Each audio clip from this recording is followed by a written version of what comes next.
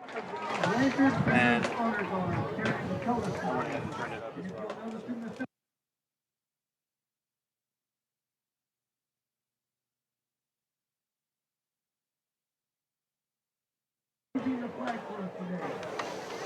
Now, ladies and gentlemen, would you please rise, gentlemen, remove your hats. Test 1, 2, 3.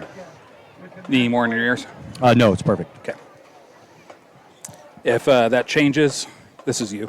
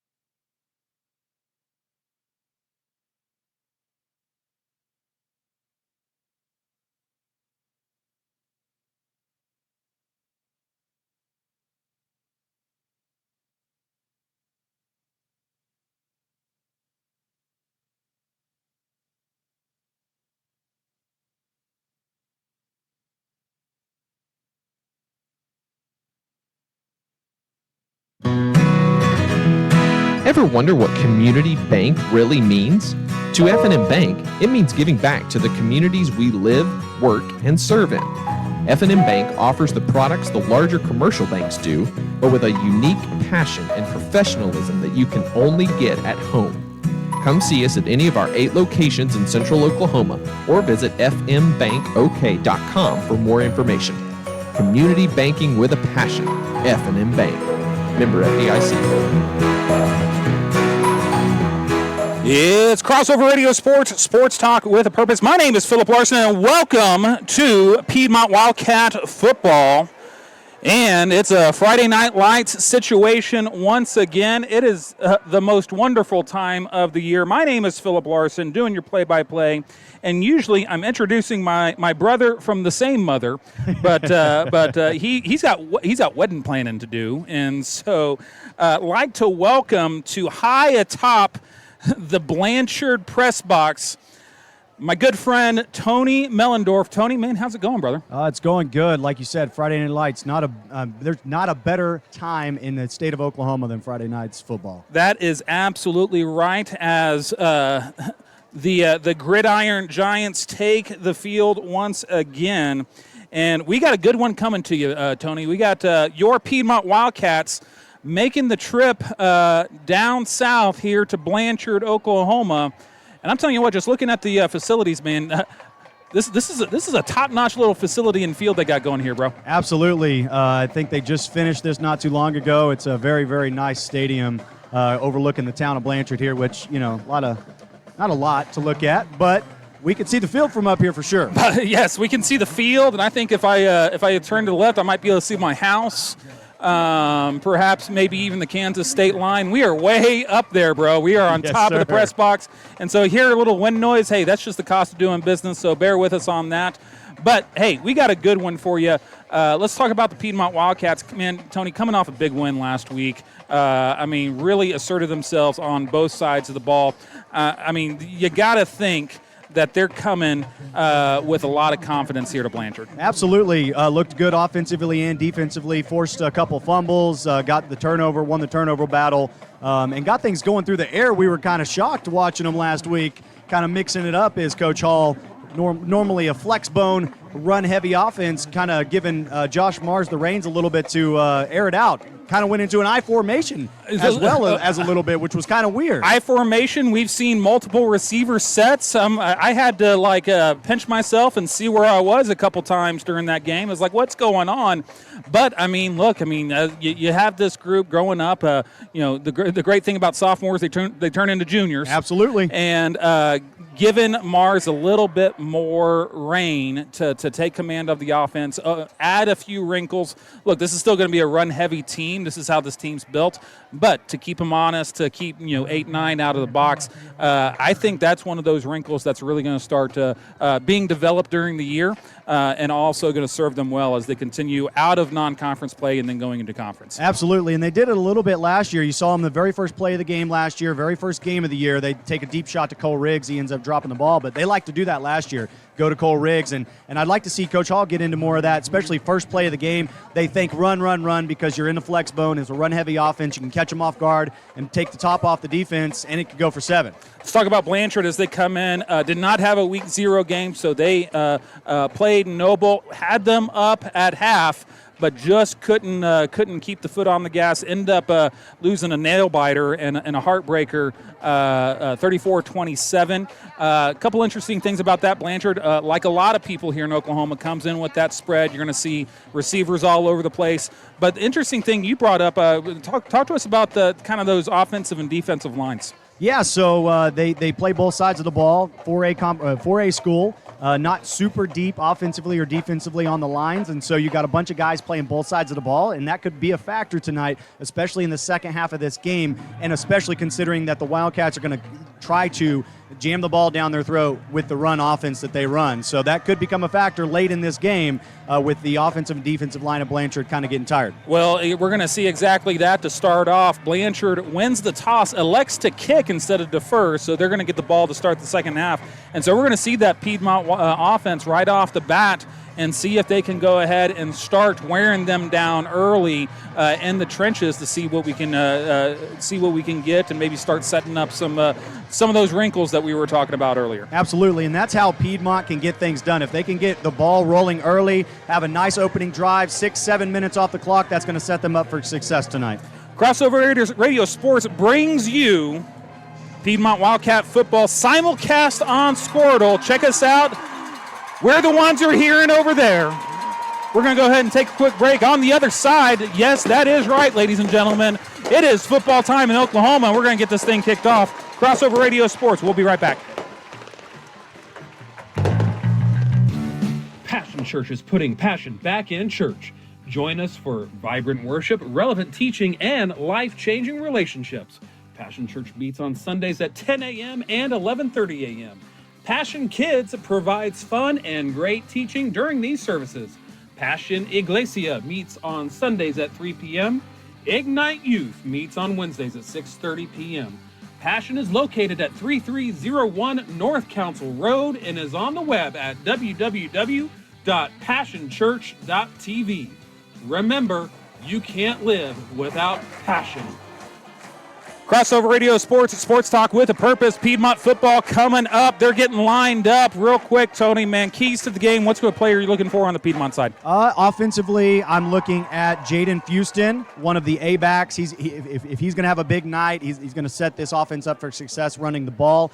Defensively, I'm looking at the defensive line. Number 10, Talon Owen, had 4 sacks in the opening game against Noble in a loss. Did not play last week. Hopefully he's back out there tonight, and if he is, he could be a force to be reckoned with. Listen, I want to call multiple times the Claw because you're scared of the Claw. Yes, you are. Absolutely. And so getting lined up here as they get ready for this kickoff, and you said it, Tony. I want to reiterate it as they get lined up here.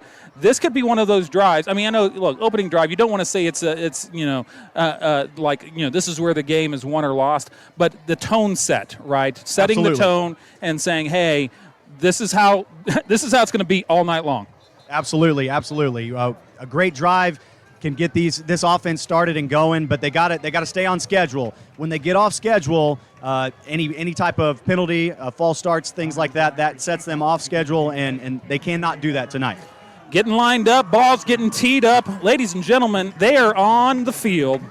The ball is ready to be kicked off. It's football time in Oklahoma. And here we go, lined up here. Blanchard again wins the toss and chooses to kick off. And we are off. A line drive kick that takes a bounce and is then fielded at the 15, then bringing it up. Testing the left side of that kick, and he's got a hole to the 30, makes a move to the 40. How about this for a start to the 50? He's got one man to beat, got an angle's going to need it, and he is brought down at the Blanchard 15. Oh, my goodness. Jacob Anglin on the opening return, and that's exactly what you want to see. Absolutely. This team is known for doing that. They did it all year last year with Cole Riggs back there in Motor. They call him Motor, Jacob Anglin, getting things done, cutting across the field, across the grain, and he had nothing but green grass in front of him. Ran out of go juice right there at the end. Got tackled at the 15. 1st and 10. Hey, that's how you like to start the drive, in the red zone of your opponent's territory. And that's how the night's starting. Here we go. Looks like Mars doing a little politicking with the white hat there and shaking hands and saying, how the kids. Yeah, he was. How's the renovation going? You getting those new floors in there, ref? Let's see if it bodes well for him tonight. Hey, you pick up yardage wherever you can, right? It's a game of inches. Absolutely. Under center, and the handoff is to Cannon Wood, testing that left side, and he gets a gain of about 3 on the play, going left to right. Blanchard in the home gold with the red pants, and Piedmont wearing the whites and blues. And so, those are one of those runs, Tony, that start to, you get 2 and 3 now, but in the third quarter, those turns into 5s and 6s. Absolutely, and that's what this team likes to do. Singles on either side in the flex bone. Mars under center with Wood in the background.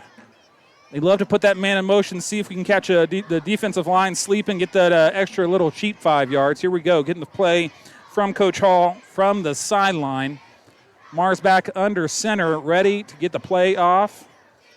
And it is a option. Mars on the right side, testing the right side, takes a little bit of a lick right there at the 10. Gain of about 4 on the play. 3rd and 5, and here we go. You got to think that want to stay aggressive here. Absolutely, probably 4 down territory, and hopefully Mars is okay. Took a lick there from Jason Laminack, the free safety for the Lions. Twins to the left as Mars gets under center, back in the flex bone. Wood in the backfield. Looks to Hall to get the play, and here we go. 3rd and 6 as we get lined up on this opening drive after the big kickoff. Man in motion, and the pitch is that motion man. Testing the left side, got a blocker and a hole. Gets down to the 2-yard line. Gonna rule him down. Good enough for the first down. Gonna bring up 1st and goal, and that's exactly what you wanted to see out of that 3rd down play. Absolutely. Nice block on the corner there from number 2, Jaden Fuston. Opened that up for Lucian, and he was able to get the first down. First and goal going to be set up at the 2-yard line as they take this opening drive. 10 minutes left in the first quarter. They got it bunched up here in the flex bone. And here we go. And his handoff to Wood, and he is just rumbling in. Touchdown, Wildcats, after Cannon Wood decides to take all 21 of them on his back and find the end zone. Yeah, it was a nice play there from Cannon Wood. He took the initial hit and then spun out of it right into the end zone. Great start for the Wildcats. Absolutely could not order it any better as they take the opening kickoff, and 4 plays later find Pay Dirt getting lined up for the extra point. Snap is down, kick is up, and it is good.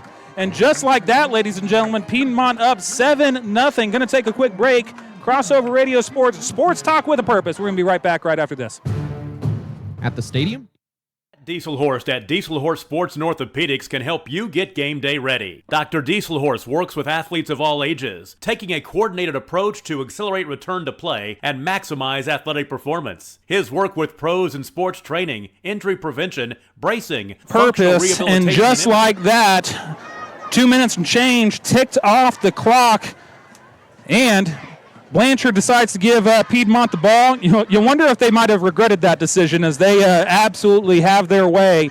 Get a quick 7 on the board, and we're going to see that Piedmont defense. And Tony, kind of looking at last week, that defense, especially the front four, even missing Talon Owens, this defense is starting to round into form. Absolutely, they are. They are a lot better than they were last year. But like you said, sophomores turn into juniors, so these guys on this defensive line have a little bit of more growth on them. They grew through the year last year in a very tough 5A. They played probably the toughest schedule in 5A, and so definitely seeing that growth as well. Ball's teed up here, ready for that kickoff after the score. 9:53 left in the first, 7-0. Your Wildcats are on top, and so here we go. And so big high kick fielded at the 23. Blanchard's going to take it up, finds a hole up the middle, and here we go. Makes a move, tackled at the 50. Special teams, that's another part of this football game, often overlooked, but that sets up Blanchard on with good field position. Absolutely, both sides of the ball. So now let's see what Blanchard can do with it. Let's see what this Wildcat defense can do with Blanchard in good field position to start this drive. Brayson Carter on the return. And so the big stud for Blanchard is going to be that left inside slot receiver. That is Jackson Laminack. You got to believe that this Piedmont defense is keying on them. Here we go. Spread offense. Blanchard comes out. Single back in a shotgun. 2 on either side. Looking to the sideline is Blanchard for the play. They got what they want, so here we go. Looking to his left side for a bubble screen, a little bit high and outside, and had a little bit of mustard on that throw there. Going to bring up 2nd and 10. Carson getting his first tackle tonight. Good to see him back out after sitting the game out. Credit Piedmont for, I'm sure if this was a late season game or a playoff game, we would have seen Talon, but it's a long season. November's still a long way away, so good on them to keep Talon on the sideline, get him healed up and ready to go. Twins on either side. Cooksey rolling to his right, looking for someone. Here comes Cannon Wood, and Cannon Wood absolutely influenced that throw as he came on the linebacker blitz, and it looked like Cooksey was rethinking some of his life choices at that point. If he did not get rid of the ball there, he was going to get clobbered. Cannon Wood looked like he was shot out of a cannon there going for the sack. I see what you did there. That's going to bring up 4th and 7, and just like that, again, made-to-order drive for the defense now, 3 and out, as they get lined up for this punt. Ooh, high snap fielded by Cooksey. End over end, fielded right there, and that is where it stays as Anglin fields it right there at the 15-yard line. Credit the young man for concentrating and not letting the ball pop out, but let me tell you about this fair catch you're going to want to start doing there, Jacob. Absolutely. Coach is going to tell him that right now. I guarantee you when he gets to the sideline, Coach is going to say, hey, you got to call a fair catch there. 100%. And so here we go. Ball spotted, gave him an extra, lost a little bit of yardage on that. Ball's on the 14. That's where this Piedmont offense is going to take over, looking at a lot of field in front of them. Robles in the backfield, Mars under center. Bunched up with a single wide receiver on the left side. Let's see what Piedmont does up here. Mars with the snap, and the handoff is to Robles as he finds some room on the left side. Had a little bit of a crease there before he gets upended. Gets gain of 2 on the play. You got to think that might have been a first down saving tackle. Oh, it definitely was. If he misses, if that guy misses there, he's probably getting a 15 or 20-yard gain. Robles and Wood, this thunder and lightning situation we got here in the Wildcat backfield. Robles in the backfield with Mars under center again, single up high on the far side. Here is Mars, and it is an option, looking for something to happen left side, and he cuts it up front, upfield. Gain of about 8 on the play. And, you know, the thing that I noticed when Mars goes ahead and calls his own number is, Tony, man, he has those light feet, right? He keeps them moving and keeps, looks like he's been spending some time in the ladder drill. Absolutely, and he's put on a little bit of weight. He's not afraid to take a hit. He bounced off a tackler there and got a couple extra yards fighting forward and made this 3rd and 1. 3rd and 1. Ball is at the 23-yard line. Bunched up here far side on the far hash. And here we go. Handoff is to Robles. Needed one's going to get. Oh, he's still going. Will not be denied. Needed one. Looks like he got about 6 on the play. And that's going to bring up 1st and 10. And I'm telling you what, that was a hard run. And that's one of those runs. It might only show up for about 5 yards on the stat sheet. But, man, that's one of those defining runs on this drive. Absolutely. It's good to see Izzy getting out there and taking on 4 or 5 tacklers because we normally see Cannon doing that. Absolutely. Here we go. Robles in the backfield, single up top, putting a man in motion. The handoff is to Robles on the left side. Looks like the turf monster got him a little bit. Gain of, let's call it 3 on the play. But I'm telling you, he looked to cut that in the middle. And again, one of those runs that something just, that little bit of inch goes the other way, and you're looking at an explosive play. Absolutely. That's 2 times in a row now that he's run the ball. If he just makes that cut, he's getting at least 15 or 20. Looks like Robles is getting the spell here. Wood in the backfield, single up top, far hash. Houston in motion there to see if you can catch the Blanchard Lions sleeping. That little play that you always see if we can get that cheap 5 yards. Love that. Handoff is to Wood, left side. Goes into the pile and moves the pile. Gain of about 6 on the play. Going to bring up 3rd, and let's call it a long one. This offense is humming so far tonight, doing a really good job of staying on schedule like I talked about in the pregame and making these 3rd downs and very manageable. 3rd and 1, we'll take it all day. 3rd and 8, this offense struggles at 3rd and 8. Absolutely. Staying on schedule, such important when you have such a run-heavy flex bone offense. Here we go. Mars under center again. Wood in the backfield single. Now closest to us, ball on the far hash. Handoff is to Wood, looking to get the 1st down. Needed 1.5, got just over 2.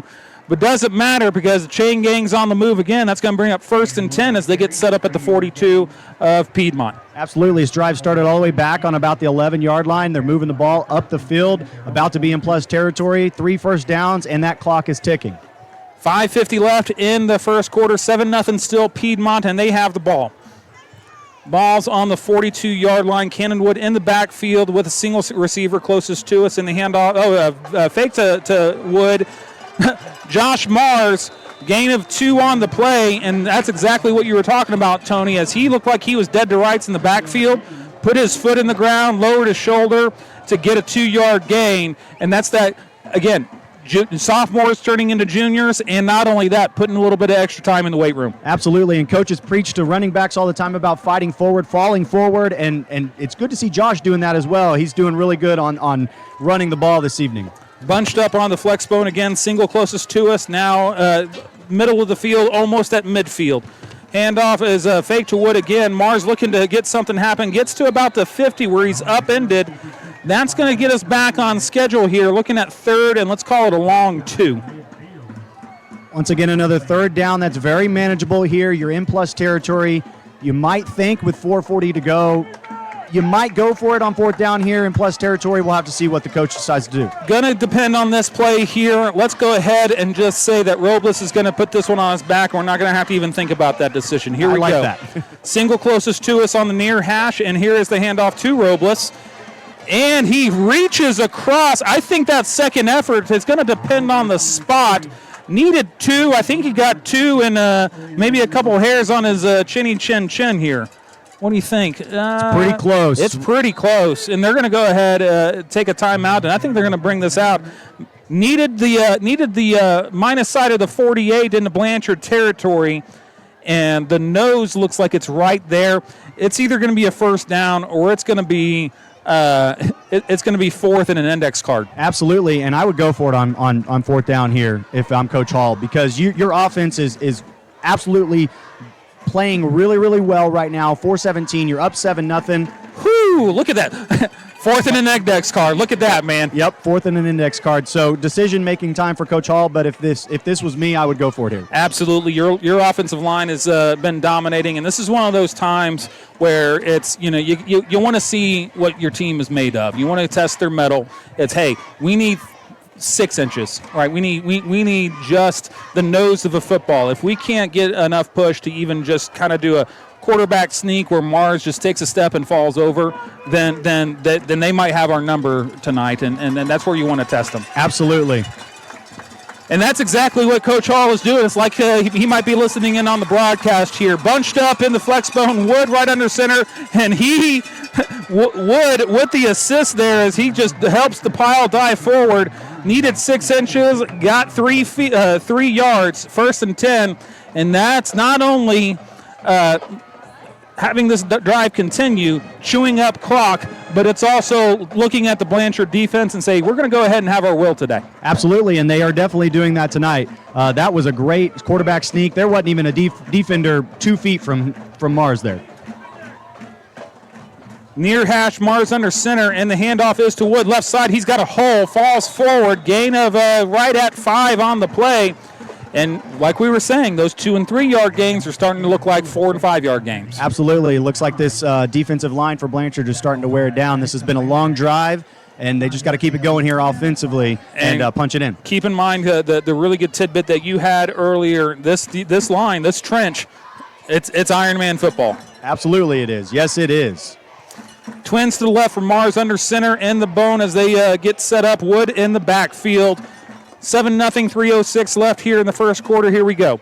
Pitch is on the left side, finding a hole. Makes a move to the 30, and that's where he's spun down. Gain of about 10 on the play. That's going to be good enough for the first down. Colton Lucian with the big chunk play right there. A nice play there from Lucian, mixing it up. We've been hammering it down the middle every time, and getting that little bit outside and out leveraging your opponent, especially when they're tired, turned into a good 10-yard gain there. Credit Lucian for getting that contained guy to overcommit and then cut it upfield to get that big chunk play. Here we go. Mars under center, bunched up again, single closest to the line at the far hash. Handoff is to Wood. Finds some room on the left side, and he's got some room to the 15. Backpedaling to the 7-yard line. Does a little Michael Jackson moonwalk for about 7 extra yards. And so here we go, first and goal. And again, this Piedmont offense is just dictating their will. That was a fancy move there. Carried the guy on his back and just kept pushing his legs forward, but technically backwards as he did, like you said, a little moonwalk there. That was nice. First and goal, ball at the 9-yard line. As Piedmont, this is just kind of a will-stealing drive. Handoff is to Wood again, just churning those legs. Gain of 5 on the play, going to bring up second and goal from the 4. And once again, sophomores turning into juniors. Cannon Wood now the beneficiary of that as he absolutely just trucks over 2 Blanchard defenders. Absolutely, and the best part about his game this year is he's been able to stay healthy. He had a lot of nagging injuries last year, not anything that actually took him out for a long period of time, but more or less was just an annoyance. So sure. Being healthy is definitely helping him this year. Mars under center again, 1 receiver, far side, far hash. The handoff is to Wood, and he barrels his way in again for another Piedmont touchdown. Cannon Wood vying for player of the game honors here with about 8.5 gone on this first quarter. And Tony, I'm just telling you, man, that's one of those drives that, again, you're looking at the Blanchard defense and saying all night long, guys. Absolutely, and that's what I wanted the first drive, but we ended up all the way down in the red zone after the nice kickoff return. So that is a statement drive right there from that offense. Man, that is textbook Piedmont offense right there. Snap is down, kick is up, and just like that, 14-0, minute and a half left in the first quarter. Crossover Radio Sports. Hey, it's Sports Talk with a Purpose. We're going to be right back right after this. Work seamlessly with his medical and surgical expertise. Get started by going to Diesel Horse Sports and Orthopedics. Let Dr. Matt Dieselhorse get you back on the field, backing all Oklahoma athletes on the field and off. Support your school's booster club and get your business in front of thousands of potential customers. Talk about a win-win. Advertising packages start on this streaming station for less than $10 a game. Call 405-726-0835 or email adam@squirtle.com right now for more information. Now is the time to protect your family with Pioneer Smart Wi-Fi. Purpose and Internet your security. Wildcats, the good guys up 14-0 here as they are visiting Blanchard, Oklahoma. Let's go back to that drive and what we were talking about, Tony, during the break, man. That's one of those drives. That's a statement on that drive. Absolutely. Started all the way back on almost the 10-yard line. Took off about 5.5 minutes off the clock and punched it in. You can't ask for anything better from that offense. Here's the best thing about that. You know what that defense was doing during the entire time? Resting up. Yes. You know what the Blanchard offensive line was doing? They were on the field. Playing defensive line. That's exactly right. So this is those times where you see the defense pin their ears back. Kickoff after the touchdown, fielded again at the 25 and looking for a seam at the middle as he makes a move. Gets to the 40-yard line. Again, great return there from Brayson Carter, who's the other slot receiver opposite Lamanick. Yeah, and that was a great tackle there from number 15, Ethan Shelton. He is a 5'9 sophomore. If he didn't make that tackle, it could have been a little bit more dangerous. Absolutely. So here we go. That is where Blanchard takes over. Call it their 39-yard line, 1st and 10. Piedmont defense looking rested. Of course, these are all 16, 17, 18-year-olds, and here I am knocking on a milestone. I'm never rested anymore, it seems like. I'm not either. I feel you there. It's on either side for Cooksey, putting Lamanick in motion, handoff up the middle, and he's got a hole looking to get something going. Gain of 9 on the play, and that parted for him a little bit. Good carry on the play for Blanchard. Going to bring up second, let's call it 1, as that looks like Piedmont's defense called the wrong pitch there. Yeah, and that might have been the first positive play for Blanchard. So now we just got to regroup on defense here and dig back in. Second one coming up. Ball on the 48-yard line. Needs the Blanchard 49 for a first down. Trips to the right for Cooksey as he looks to get something. Handoff up the middle again. Falls forward. Gain of 3 on the play. That's going to be good enough for a first down as they get into Piedmont territory. Yep. Good first 2 plays there for Blanchard. Let's see if this defensive line can regroup. And these linebackers are just now seeing their first bit of play tonight because all they've had so far is a 3 and out. So let's see if they can communicate here and get back on schedule defensively. 30 seconds left in the first quarter, and that's when Blanchard gets their first down. So gotta love that. So here we go. Trips to the right, putting a man in motion. That's Lamanick. Almost bobbled the snap. Little crackback block. Didn't know you could do that here in high school. You learn something new every day. It's going to gain of about 5 on the play on that little jet sweep to Lamanick. Yeah, that talk that Mars had with the white hat didn't work out there, as probably should have thrown some laundry for the first time tonight on the field. Yeah, you got to be careful with that. Look, I love hard-hitting football. I don't like it when you might put someone in danger like that. That could have been extra bad, but here we go. Twins on either side for Cooksey as he looks to pass, finding it. Oh, no! Ball right through the hands of Carter and almost intercepted by Piedmont right through the breadbasket. That's one of those that you sit up and dream about because it just landed right in his lap. Absolutely. That's number 21, Tyson Benford. He's going to be thinking about that the rest of the night. That was a very, very easy interception right in his breadbasket, like you said, and just happened to drop it. 3rd and 5 coming up. Ball on the 44-yard line. Blanchard needs the Piedmont 39 to keep this drive going. Trips on the right for Cooksey. Single back. Here we go. Single on the right. Putting a man in motion to empty the backfield. Cooksey looking for a little bubble screen there. Completed on the left side to the 30. To the 20. Blanchard brings him down right at the 12-yard line. That's number 9, Reagan Palmer, on the reception on the chunk play. Looks like they got him a little bit isolated and sleeping on the left side there. Yeah, that was good offensively from Blanchard. Had a man in motion out of the backfield, had everything looking right, and they went back across the grain to the left, and that was just a great play offensively. Good play design there, and so here we go. Piedmont defense back against the wall, and that's where they're going to be, is we're going to walk the length of the field as the end of the first quarter is here. And with that end, going into the second, Piedmont 14, Blanchard knocking on the door for their first score. We're going to be right back after this quick message with the second quarter. Stick around. More of a fear every day. Protect your family against malware, viruses, intrusions, cyber attacks, and more.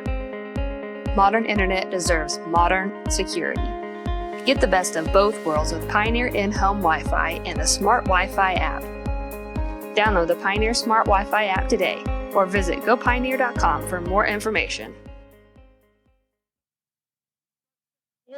Piedmont 14, Blanchard 0, but they are knocking in on the door in the red zone.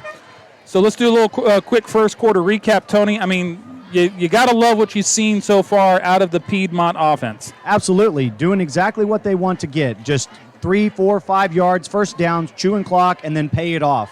That's how this offense works. That's how they want to operate. And if they can punch it in every time after they do that, then that's typically going to end up in a W. Blanchard, though, showing some fight. You got to love it watching these kids not back down and say, hey, we're going to see what we can do about making this a game for Blanchard. This Piedmont defense getting tested a little bit. Absolutely, and they were in this same situation last week, up 14, and ended up losing the game. So now let's see if they can they're going to want to do this. They're going to want to flip it, but let's see if what the defense can do here. They've done well when they're in the red zone with their backs against the wall. Let's see if they can force a field goal here. Maybe Blanchard will go for it on fourth down. Reminds me of that play last week where you had first and goal at the 2, and Piedmont stopped them for no points on the board. Here we go. Trips to the right for Cooksey.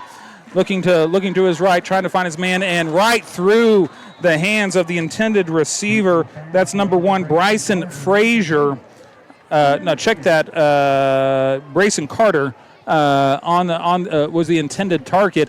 And again, Cooksey looks like he doesn't have the changeup in his pitch repertoire. It's all fastballs. Absolutely, and that's 2 times in a row that his wide receivers have let him down. One should have ended up in a interception, and that one very easily could have as well. Second and 10, ball on the 11. So can get a first down without getting into the end zone. Trips to the right for Cooksey again. Waiting on the snap. Here it comes, showing blitz, coming with blitz, and that is complete to the 2-yard line. Looks like going to be short of the first down. Needs the 1 for the first down. Cooksey stares down the blitz and delivers at that time. Credit the young man for the good pass. Yeah, and that was a great block there from the offensive line to pick up that blitz as Cannon Wood once again was trying to get into the backfield and cause havoc. Tight end set, twins to the right with a single up top for Cooksey. Third down and fumbled snap, and that's where Cooksey lands on it. And, what a break for Piedmont. Loss of about 15 on the play, 14 on the play. Ball spotted at the 15. And, man, that's a stole stealer on this drive for Blanchard. Absolutely is. We go back to week 0. Piedmont, self-inflicted wounds will lose you a game against a good team. You cannot do that, especially when you're on the 2-yard line. And that's exactly what happened with Piedmont against Noble on the 9-yard line. Fumbles the ball. Let's see what Blanchard decides to do here. Looks like the offense is staying out Going there. for it here, 4th and 15. And here we go. Cooksey looking to make something happen. Looking to the right side. Throws it. Incomplete. Intended target. Hey, there's Bryson Frazier. I knew I'd find you eventually. And that's where Piedmont's going to take over on downs. And so the bend but don't break defense decides to show up here in Piedmont. And you gotta think, hey, still a goose egg in that home score column. You're going to take it. Absolutely. Just like we were talking just a minute ago, this defense tends to do that when they get down into the red zone. Just bend but don't break, like you just said. And, of course, they got a little bit of help from Blanchard there with the fumble. But let's see what this offense can keep humming and chunk some clock off here with about 10:40 left to go in the half. Hey, listen, one of my life philosophies, you send me a check, I'm going to cash it. You give me 10 free yards because you fumbled a snap. I'm not going to turn my nose up at that whatsoever. Singles on either side, and here is the handoff to Robles, looking to test this middle there. Gain of, let's call it 4 on the play, going to bring up 2nd and 6 as they get out of their own shadow of the goalpost here. Yeah, it's a nice run on first down, get 4 yards, and I'm kind of noticing something about this offense and defense. The offensive linemen actually look a little bit bigger than the Blanchard defensive linemen. I don't know the big difference between 5A and 4A, but a little bit oversized the Wildcats are. Clearly it's that, though, is that there's a little bit of difference there here. So here we go. Pitch is to the right side, looking for something happening. He's got room to the 30, going to the 40, and he's pushed out at the 50-yard line. And that's the thing about this kind of this flex bone offense that you see, is that you keep going inside, and then you break one out on the edge, and that's where that chunk play comes. Absolutely. Talked about it in the opening. Jaden Fuston, number 2, shifty running back out of the backfield, plays that A-back position. That was a beautiful play there. Got leverage on the outside, just unable to make one man miss. Otherwise, he would have been in the end zone. 1st and 10, ball right at midfield, far hash going right to left. 14-0 as Piedmont has the ball. About 10 minutes left here in the second quarter. Robles on the outside, and he breaks it to the outside, breaks a tackle. Cut down tackle right there after a gain of 8. And again, once again, feels like a broken record. You make that last guy miss, and there's nothing but blue skies ahead of you. It's going to happen eventually. One of these plays, they're going to make one guy miss, and that was a missed block there from the wide receiver on the outside. They make that block right there, and he's in the end zone. 2nd and 2 right here. Let's see what the Piedmont offense does. There's an aspect of it ain't broke, don't fix it. But if you were thinking about maybe going over the top, this might be the time to do it. Here we go. Mars under center and gets the hard count from him. Again, you send me free money, I'm going to take it. You give me free yards, we'll take that too. There's that play you've been talking about. You run that motion, try to get those free 5 yards, and in this case, they get it. That was number 70, Jake Carter, the guard for, he plays guard. We talked about it all night. They play both sides of the ball, but Jake Carter there, the defensive lineman jumping off sides. 2nd and 2 turns into 1st and 10 after the penalty. Ball on, let's call it the 37-yard line. 9 minutes left and counting here in the second quarter. Mars under center, singles on either side. Handoff is to Robles. Finds the outside, and here we go. Ball's at the 20, and that is where Robles is brought down, and he slams his hand against the ball, knowing that once again, so close to getting that chunk play. Absolutely, and what I love about it, is he had a man on him at about the 25-yard line, carries him all the way down to the red zone, just carries him. Just bigger, stronger, faster. I love this offense tonight. Offense having its way all night long. 8:45 left and counting. Here we go. Singles on either side. The handoff is to Robles. Continues to churn those legs moving forward. And one of those stats, one of my favorite stats in all of football is that yak. Yeah, the yak life. Runs after yards after contact, yards after catch, because that's where the want to comes into play. Absolutely, and it's something that not a lot of people look at, but coaches definitely look at it. And we got a lot of those yards tonight so far on offense. 6 yards of yak for Robles as he was hit at the line of scrimmage and gets a gain of 6 after that. Gets a spell. Here comes Cannon Wood. Feeling the hat trick, here we go. Singles on either side. The handoff is to Wood, right side. Gets to the marker, going to be close to a first down. So it's either going to be third and another index card or first down. Let's see what we do here. It looks like he's just short, so once again going to be another short third down. 3rd down and 11 inches. Here we go. Wood in the backfield, singles on either side, Mars under center, and here it is. Wood with the handoff, testing the right side, gets the first down, is met at the 2-yard line. Gain of about 6 on the play as he gets the first down, and that's where he's brought down. Almost went ahead and got that hat trick here, but you got to think that we're going to see another Cannon Wood carry to get this 1st and goal going. Absolutely, and I got to give some credit to the offensive line because they're working tonight. Number 77, John Wetter, there with a pancake block, had his man all the way in the end zone. Love that. Keep those legs churning. Here we go. Wood in the backfield. The handoff is to Wood. Looks like almost Blanchard was in the exchange there as they shot off the line. No gain on the play to get back to the line of scrimmage. 2nd and goal here. And, hey, showing a little fight, that Blanchard defense, as they turn Wood away. Absolutely. Stacked up at the line of scrimmage. Didn't get any yak yards there, but we'll see what they can do here on 2nd down. 2nd goal, ball at the 2-yard line. Needs 2 for the end zone. 6.5 left in the 2nd quarter, and Mars decides to get into the action. Touchdown, Piedmont, as they bring it into the end zone. And Mars falls forward and then is, in essence, shoved into the end zone by Cannon Wood. It's one of them hockey assists. Absolutely. Same play they ran in the middle of the field earlier when they were on 4th down. Got six yards and only needed 2 there, and nobody there to block him getting in the end zone there. He could have got in for maybe about 5 or 6 out there. Blanchard absolutely reeling here. 6.5 left in the 2nd quarter as everything's going right for Piedmont. Absolutely. I know that Coach Fearborn's happy down there because his offensive line is playing really well tonight. Getting lined up for the extra point is Piedmont. Snap is down. Here is the kick. Almost got that one. They've been pretty close to a couple of these extra points as Carter and a couple other gunners there have been almost doing kind of the hero dive to get it. Absolutely, and it's good to see Chase Duke, freshman kicker, missed his first extra point of the season against Noble. It's good to see him getting back on schedule. He hasn't missed since, and I heard that he told some of the other players that he wasn't going to miss another one this year after he missed that one. He said the nerves got to him. Well, week 0, you're a freshman. You were just in middle school, but 4 months ago. I mean, I get it.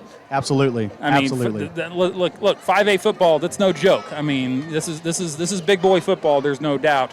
And so credit the young man to look at his teammates and say, "Hey, I'm not going to let you down." And here's the thing. And when we talk about love football, love the gridiron and stuff like that. But I mean, the thing about team sports and football is that camaraderie and that brotherhood that's built. And so credit the young man to say, I got your back, guys. Absolutely. And that's one thing you can say about this team is that this team is definitely a team. They work together. They all have a common goal, and they've come together so far the first part of this season, and they've come out really, really well. Probably should have won in week 0, didn't get the win, but since then, they've been humming. Well, and you got to think that you test yourself, Noble. Hey, that's not a team to shake a stick at. That's a good testing team there. Absolutely. That you look at it and say, hey, we've got to keep working. We're not there yet. We're not a finished product. Here we go. Kickoff after the touchdown. Fielded at the 18. That's where he takes it out. Big hole in the middle, and he is knocked down at the 42-yard line. 23 on the tackle, Will Music.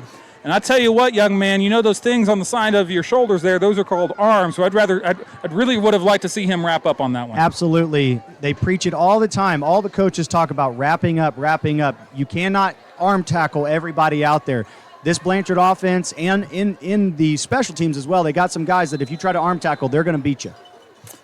1st and 10, that's where Blanchard takes over. 21-0, 6.5 left in the 2nd quarter. Cooksey in the shotgun, putting a man in motion. Here we go. Handoff up the middle, tripped up by that big Piedmont defensive line for minimal gain. And that's the defensive line that we were accustomed to seeing. Absolutely. Keeping them off schedule. We talk about keeping our offense on schedule. We want to keep their offense off schedule. 1 yard on 1st down is a start. 2nd and 9 coming up. 5:55 left in the second half. 21-0 Piedmont up. Tight end set with Twins to his right for Cooksey. Looking to pass, looking to his right, looking to get something happen. Dumps it off to his running back. And again, there's the old number 1, the fastball, and just too hot for the running back. That's Mikhail Howell, the intended receiver in the flat. Yep, and that's 3 drop passes so far tonight. So definitely not getting any help is Cooksey, but like you said, he's throwing fastballs out there. So you would think that they would be working on that during the week and they would be ready. Yeah, for sure. Again, Cooksey, got to maybe bring him, get your hands on it. You're supposed to catch it, but you got to also help your guys out here. 3rd and 9 coming up. Twins to the right for Cooksey. Play action, looking to pass. Here we go. pocket collapses, completed. Ball first down at the 46-yard line of Piedmont, and Cooksey finally took a little mustard off that and gets the completion. Yeah, absolutely, and that play took a long time to develop as we got a Wildcat down on the field. Wildcat down. We're going to let the trainers take care of him. Crossover Radio Sports Talk with a Purpose. We'll be right back after this as the trainers tend to the injured player.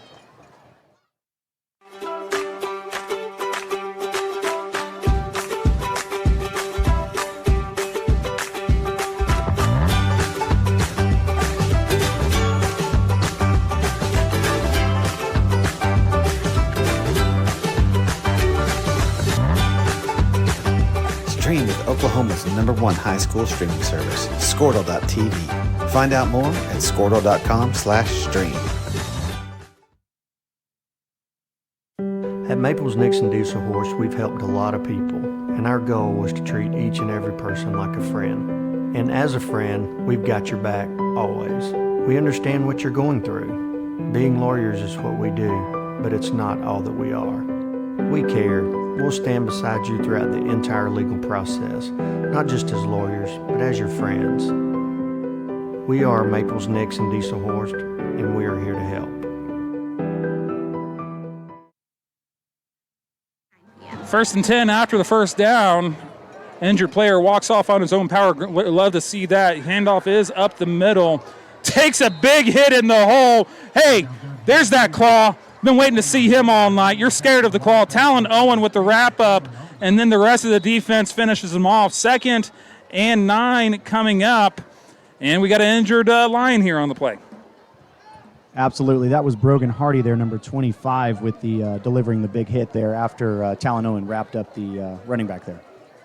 We're going to go ahead and take another break as they tend to the injured player on the field. Crossover Radio Sports Talk with a Purpose. We'll be right back.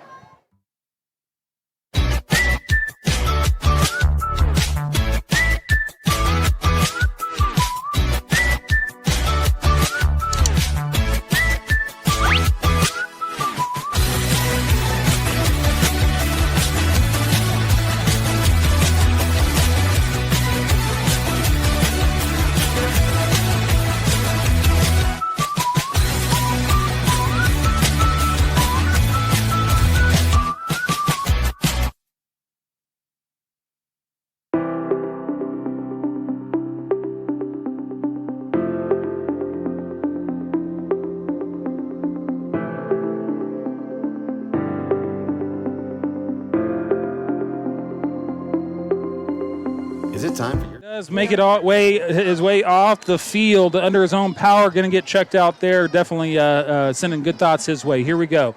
Cooksey in the shotgun, and the handoff is to the jet receiver, finding the left side. Gain of about, let's call it 5 on the play to get at least close to on schedule. Going to bring up 3rd and long 4. Yeah, it's another nice play there from Brayson Carter. He's been involved in the action a lot tonight offensively and in special teams. Returning kickoffs, and definitely got them back on schedule. 3rd and 3 here. 3rd and 3, ball at the 38, need the 35 for the first down. That math checks out. Here we go. I think it does. Yeah, no, I didn't have to even break out my toes on that one. Twins on the right. Cooksey in the shotgun, single back with him. Handoff is to the back as they collapse in, but it's going to be close. Going to depend on the ball spot. I think he's got it based on where it is. Near side official has him on first down. The far side official definitely does not, so we'll have to see if they go with the near side official here. Yeah, they went with the near side. The far side did a little slide to the left there to give him the first down, and the nose right at the 35. It's a first down, but not by much. Must have been listening to the cha-cha slide before the game tonight. Absolutely. Everybody clap your hands. Twins on the right, single in the backfield with Cooksey. He gets low snap that he fields, looking to pass right side, and that is where it's completed. Gain of about 9 on the play before he's brought down. And another solid little pass from Cooksey. Looks like they said, hey, you can throw the changeup every now and again. Absolutely, and that's the big tight end, number 2, Hudson Perriman. Mentioned him in the opening as well, a transfer tight end for the Lions.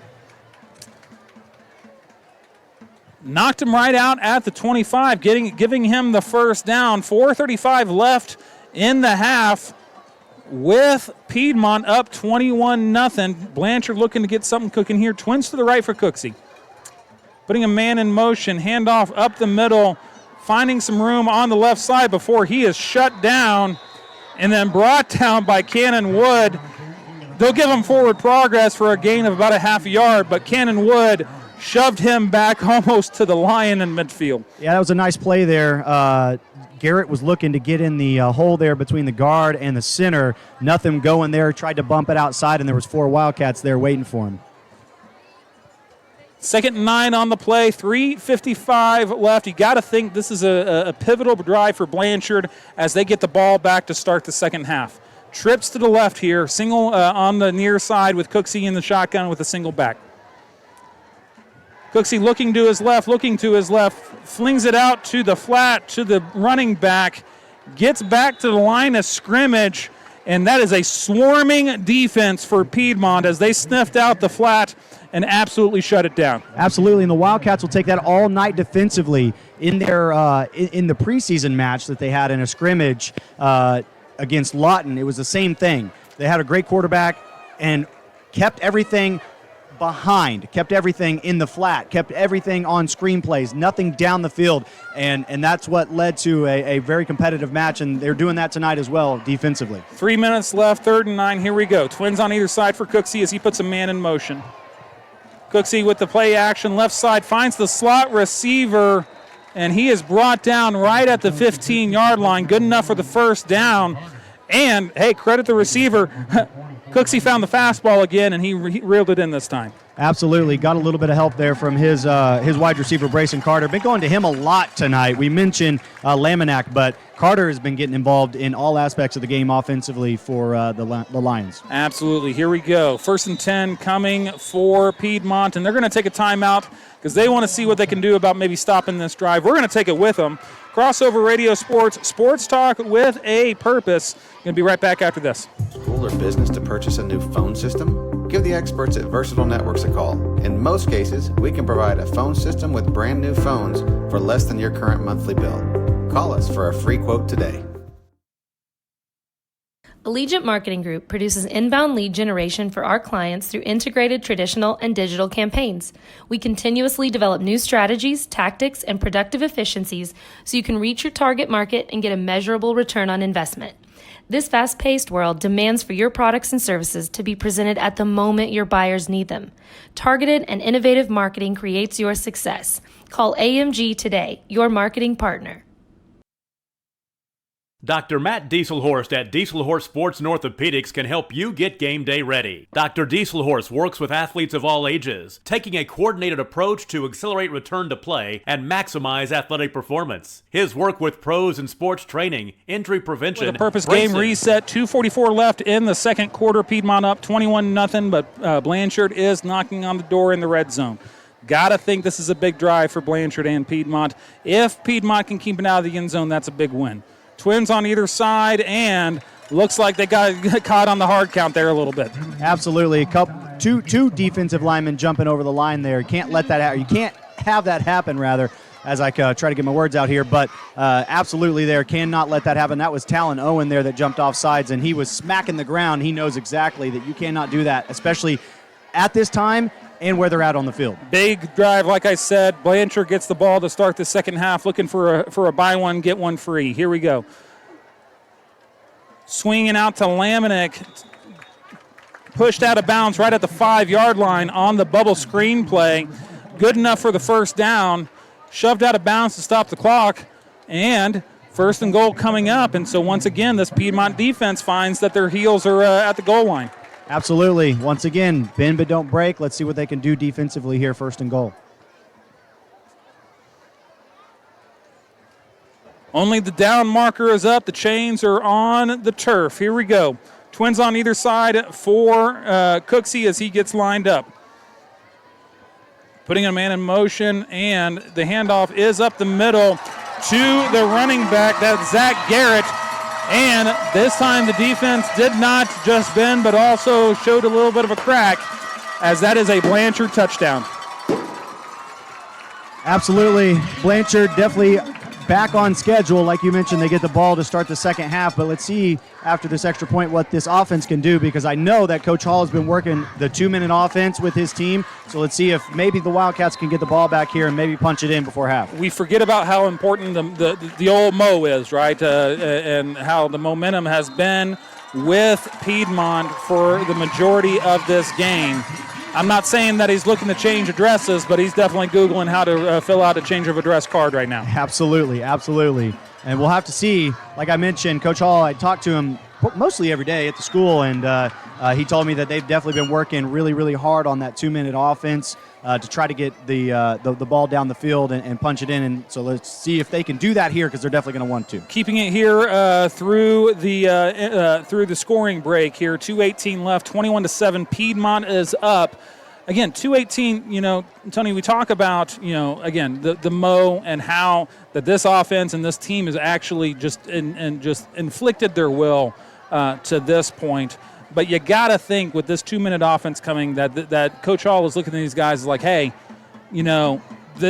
make this a hiccup, don't make this a trend. Absolutely. 2 timeouts left, as we call the timeout there defensively, but also we get special teams here. Another nice return could set things up for a very nice drive here before the half. Already saw a big return to start the game. This is the second kickoff, we forget, of the game going to Piedmont. And Yoingson away, bounces at the 15, fielded, and that is where it's taken. And Blanchard special teams stands tall as he is tackled at the 20 after only a 5-yard return. Great little open field tackle for that Blanchard special team. Absolutely, number 45, Bennett Pryor, and Motor missed a block there. He blocks that guy, and Houston probably ends up at midfield there. And so here we go, 80 yards in front of him, 2:14 left. Let's see what this 2-minute offense looks like. Have yet to see Mars attempt to pass, mostly because he hasn't had to. But here we go. Singles on either side for Mars. Single back, and it looks like Robles from here. Of course, we're on top of the moon here, on top of the on top of the Blanchard press box. Putting a man in motion, and the handoff is to Robles, and he is gobbled up right there at the line of scrimmage, but then tossed down. And I don't see a flag here. Probably should have been one. Yeah, that was a slam down, too. You smell that? That smells like a little bit of beef stew on that home cooking. Yeah, Jaden Houston down there was making the gesture to the ref, like throw the flag there. Yeah. That was a little bit after the whistle, too. So yeah, refs letting it go tonight. I haven't seen too many penalties called tonight. Like a little Irish soda bread with my beef stew. Don't know about you guys. Here we go. Robles in the backfield, Twins in the on the left side, pitches to the left side, looking to find something happening, and I'm telling you what, hold on. Fumble on the play, and all of a sudden, Colton Lucian with the turnover on the pitch. And Blanchard feeling it a little bit. Injured lion on the play on the field, but Tony, man, this has gone from concerning to maybe even a little bit more. What's the next step after concerning here? I'm not sure what the next step would be, but definitely agree that the momentum has shifted as Colton Lucian was stacked up there and fumbled on the play, and it looks like the Lions recovered. So 1:30 left to go here, down 21-7, looking to probably punch it in again here, and they get the ball to start the second half. Crossover Radio Sports as they tend to the injured Lion. We'll be right back after this. Functional Rehabilitation and Imaging works seamlessly with his medical and surgical expertise. Get started by going to Dieselhorse Sports and Orthopedics. Let Dr. Matt Dieselhorse get you back on the field, backing all Oklahoma athletes on the field and off. Support your school's booster club and get your business in front of thousands of potential customers. Talk about a win-win. Advertising packages start on this streaming station for less than $10 a game. Call 405-726-0835 or email adam@squirtle.com right now for more information. Now is the time to protect your family with Pioneers. Again, by the training staff, but always good to see them get off the field. And here we go. So the Mo looking to relocate here. Cooksey with the snap and gives it to Lamanek on the jet sweep. Gain of about 4 on the play. And you know what? We were talking about, the Blanchard defense getting gas playing Iron Man. But at some point, these sideline-to-sideline runs that Blanchard's been pulling out on offense is going to start taking a toll on our Piedmont defense. Absolutely, and a good job there by Cannon Wood to not letting his contain. He had the outside there. That was his assignment, and he was able to keep it inside and limit the yardage there. Twins on either side, empty backfield with a tight end for Cooksey. And he's looking to pass, looking to his left, looking to get something happen. Now under pressure, and there's the claw. Talon Owen gets back into the game, and you're scared of the claw. That was a fantastic, and that's what we call a coverage sack right there. He had nowhere to go. Cooksey had nowhere to go. Offensive line broke down, and Talon Owen with the sack, once again getting back into the action. I love the name, the Claw. You're scared of the claw. Oh, absolutely. I would be. See, listen, I'm a grown man. I'd look at him as like, yes, sir. Whatever you want, Talon. Absolutely. I got like a 20 on me. I'll get you that. No problem. I'm just glad he's not in any of my classes. I might have to, give him some lunch money. Yeah, no, for sure. No, here's my milk money, buddy. Please don't hurt me. 45 seconds left as Blanchard takes the timeout. And talking about the Mo, old Mr. Mo, he's a fickle one, right? With one play, he shifts back and forth. Piedmont has basically had their will this entire game.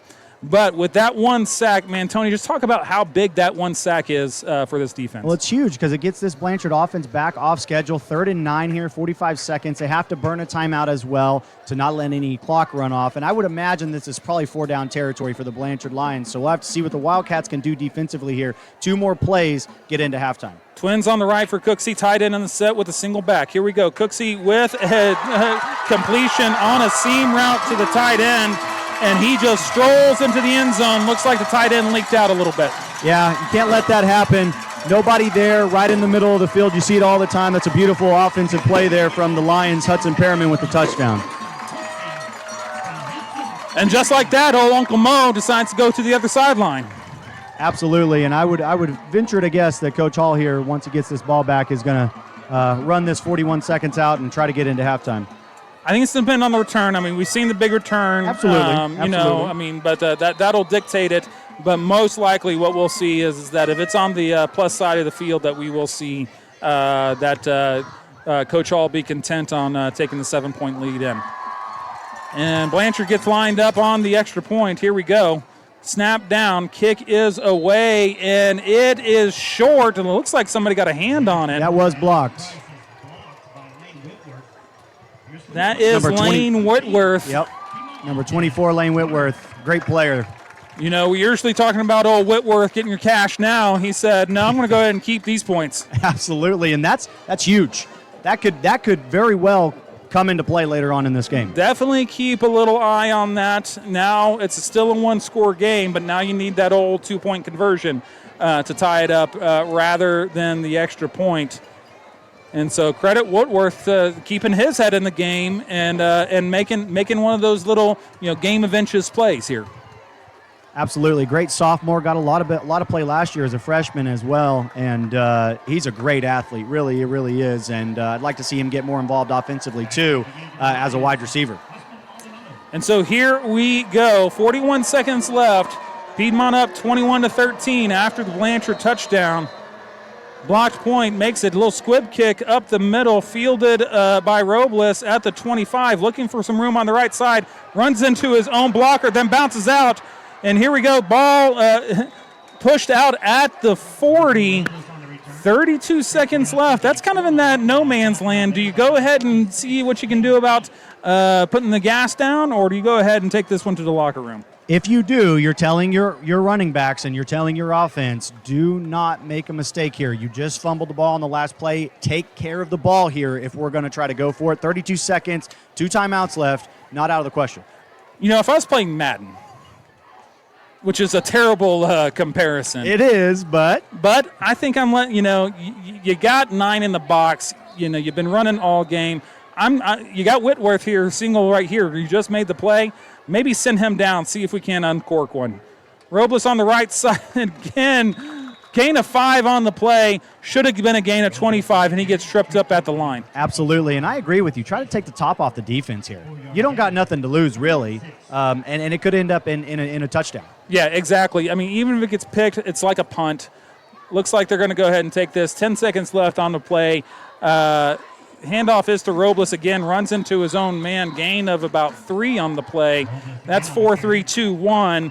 And as we go into halftime, it's your Piedmont Wildcats up 21, Blanchard 13. Crossover Radio Sports going to kick it to the station during halftime. Give us a break. Stick around for second half action coming. Words are hard. They are. Second half action coming up here in about 30. Crossover Radio Sports will be right back for the second half. Smart Wi-Fi. Internet security is becoming more of a fear every day. Protect your family against malware, viruses, intrusions, cyber attacks, and more. Modern internet deserves modern security. Get the best of both worlds with Pioneer in-home Wi-Fi and the Smart Wi-Fi app. Download the Pioneer Smart Wi-Fi app today or visit gopioneer.com for more information.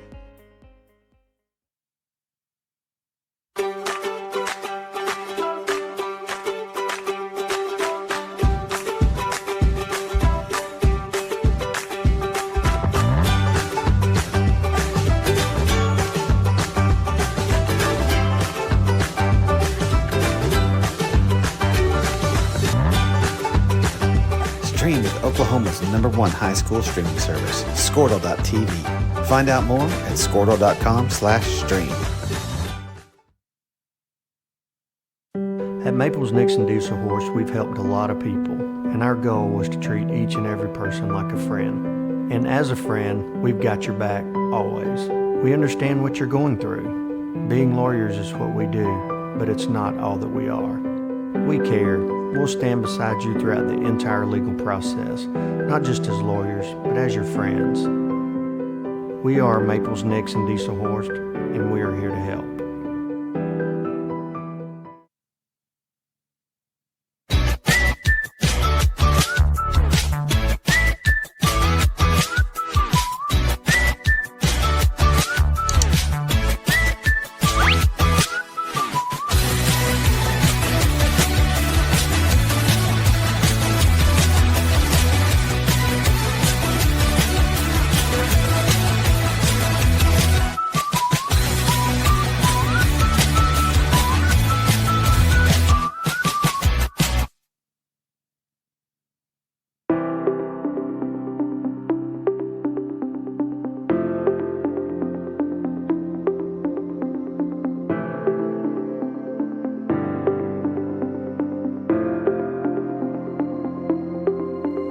Is it time for your school or business to purchase a new phone system? Give the experts at Versatile Networks a call. In most cases, we can provide a phone system with brand new phones for less than your current monthly bill.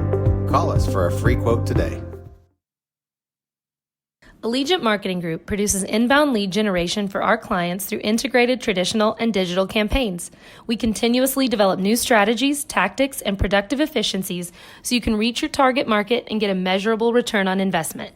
This fast-paced world demands for your products and services to be presented at the moment your buyers need them. Targeted and innovative marketing creates your success. Call AMG today, your marketing partner. Dr. Matt Dieselhorst at Dieselhorst Sports and Orthopedics can help you get game day ready. Dr. Dieselhorst works with athletes of all ages, taking a coordinated approach to accelerate return to play and maximize athletic performance. His work with pros in sports training, injury prevention, bracing, functional rehabilitation, and imaging works seamlessly with his medical and surgical expertise. Get started by going to Dieselhorst Sports and Orthopedics. Let Dr. Matt Dieselhorst get you back on the field, backing all Oklahoma athletes on the field and off. Support your school's booster club and get your business in front of thousands of potential customers. Talk about a win-win. Advertising packages start on this streaming station for less than $10 a game. Call 405-726-0835 or email adam@squirtle.com right now for more information. Now is the time to protect your family with Pioneer Smart Wi-Fi. Internet security is becoming more of a fear every day. Protect your family against malware, viruses, intrusions, cyber attacks, and more. Modern internet deserves modern security. Get the best of both worlds with Pioneer in-home Wi-Fi and the Smart Wi-Fi app. Download the Pioneer Smart Wi-Fi app today or visit gopioneer.com for more information.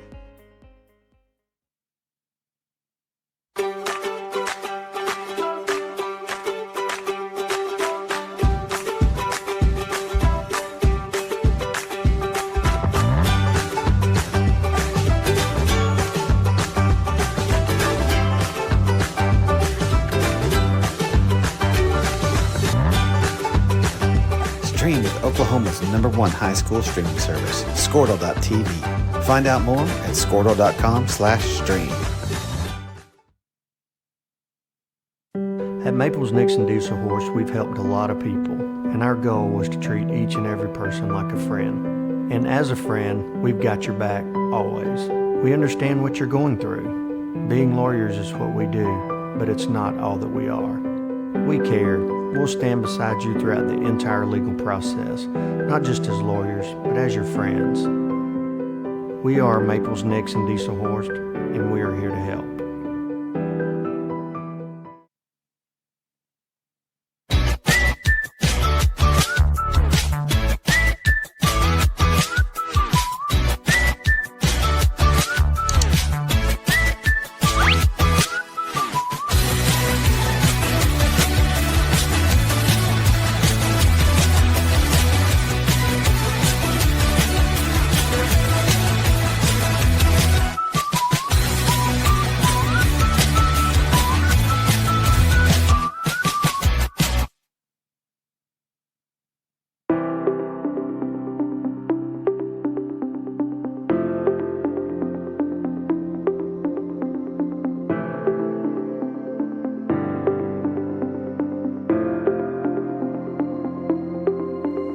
Is it time for your school or business to purchase a new phone system? Give the experts at Versatile Networks a call.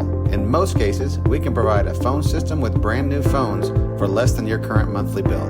Call us for a free quote today. Allegiant Marketing Group produces inbound lead generation for our clients through integrated traditional and digital campaigns.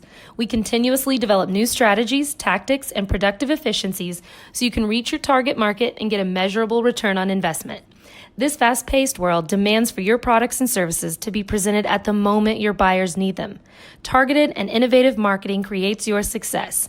Call AMG today, your marketing partner. Dr. Matt Dieselhorst at Dieselhorst Sports and Orthopedics can help you get game day ready. Dr. Dieselhorst works with athletes of all ages, taking a coordinated approach to accelerate return to play and maximize athletic performance. His work with pros in sports training, injury prevention, bracing, functional rehabilitation, and imaging works seamlessly with his medical and surgical expertise. Get started by going to Dieselhorst Sports and Orthopedics. Let Dr. Matt Dieselhorst get you back on the field, backing all Oklahoma athletes on the field and off. Support your school's booster club and get your business in front of thousands of potential customers. Talk about a win-win. Advertising packages start on this streaming station for less than $10 a game. Call 405-726-0835 or email adam@squirtle.com right now for more information. Now is the time to protect your family with Pioneer Smart Wi-Fi. Internet security is becoming more of a fear every day. Protect your family against malware, viruses, intrusions, cyber attacks, and more. Modern internet deserves modern security. Get the best of both worlds with Pioneer in-home Wi-Fi and the Smart Wi-Fi app. Download the Pioneer Smart Wi-Fi app today or visit gopioneer.com for more information.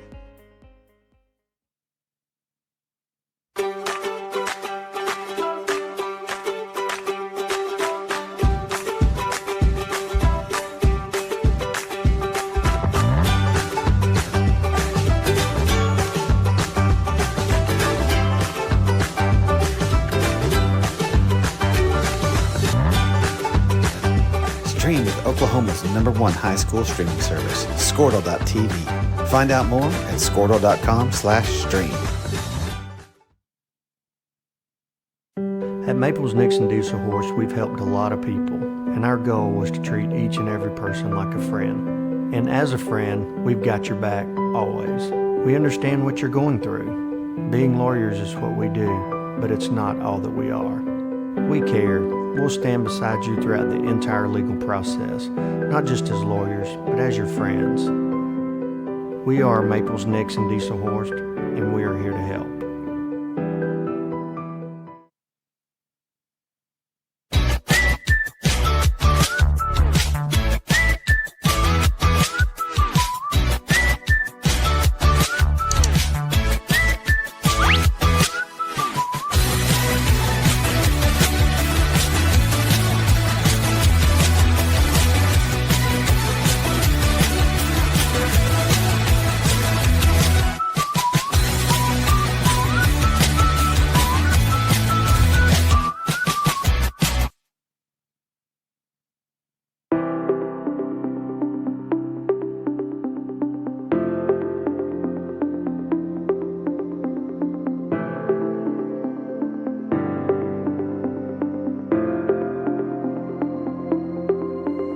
Is it time for your school or business to purchase a new phone system? Give the experts at Versatile Networks a call. In most cases, we can provide a phone system with brand new phones for less than your current monthly bill.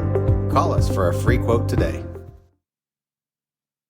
Allegiant Marketing Group produces inbound lead generation for our clients through integrated traditional and digital campaigns. We continuously develop new strategies, tactics, and productive efficiencies so you can reach your target market and get a measurable return on investment. This fast-paced world demands for your products and services to be presented at the moment your buyers need them. Targeted and innovative marketing creates your success. Call AMG today, your marketing partner.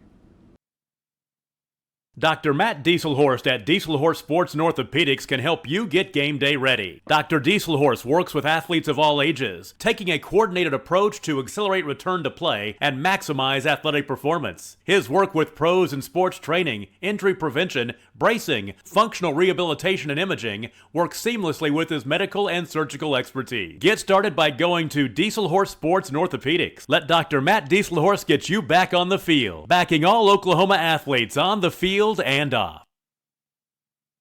Support your school's booster club and get your business in front of thousands of potential customers. Talk about a win-win. Advertising packages start on this streaming station for less than $10 a game. Call 405-726-0835 or email adam@squirtle.com right now for more information.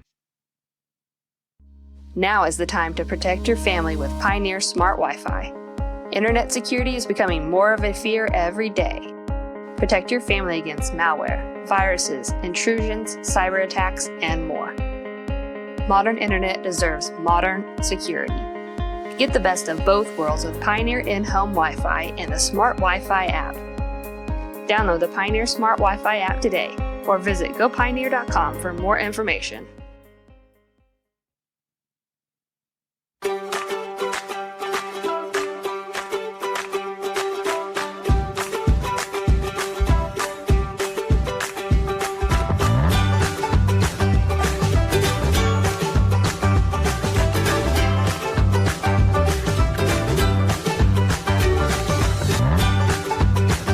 Stream with Oklahoma's #1 high school streaming service, Squirtle.tv.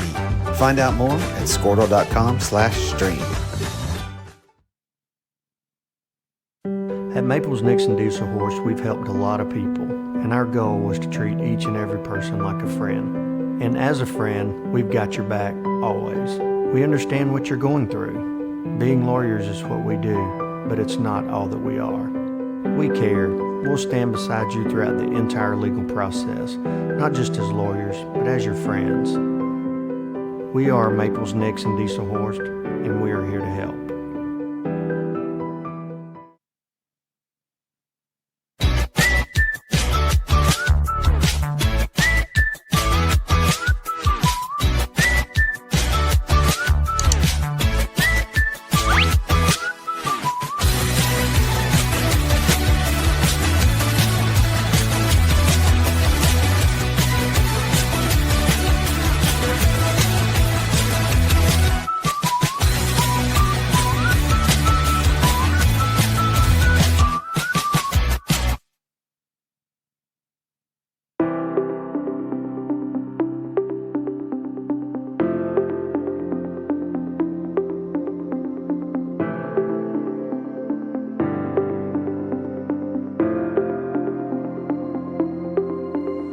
Is it time for your school or business to purchase a new phone system? Give the experts at Versatile Networks a call. In most cases, we can provide a phone system with brand new phones for less than your current monthly bill. Call us for a free quote today. Allegiant Marketing Group produces inbound lead generation for our clients through integrated traditional and digital campaigns. We continuously develop new strategies, tactics, and productive efficiencies so you can reach your target market and get a measurable return on investment. This fast-paced world demands for your products and services to be presented at the moment your buyers need them. Targeted and innovative marketing creates your success. Call AMG today, your marketing partner. Dr. Matt Dieselhorst at Dieselhorst Sports and Orthopedics can help you get game day ready. Dr. Dieselhorst works with athletes of all ages, taking a coordinated approach to accelerate return to play and maximize athletic performance. His work with pros in sports training, injury prevention, bracing, functional rehabilitation, and imaging works seamlessly with his medical and surgical expertise. Get started by going to Dieselhorst Sports and Orthopedics. Let Dr. Matt Dieselhorst get you back on the field, backing all Oklahoma athletes on the field and off. Support your school's booster club and get your business in front of thousands of potential customers. Talk about a win-win. Advertising packages start on this streaming station for less than $10 a game. Call 405-726-0835 or email adam@squirtle.com right now for more information. Now is the time to protect your family with Pioneer Smart Wi-Fi. Internet security is becoming more of a fear every day. Protect your family against malware, viruses, intrusions, cyber attacks, and more. Modern internet deserves modern security. Get the best of both worlds with Pioneer in-home Wi-Fi and the Smart Wi-Fi app. Download the Pioneer Smart Wi-Fi app today or visit gopioneer.com for more information.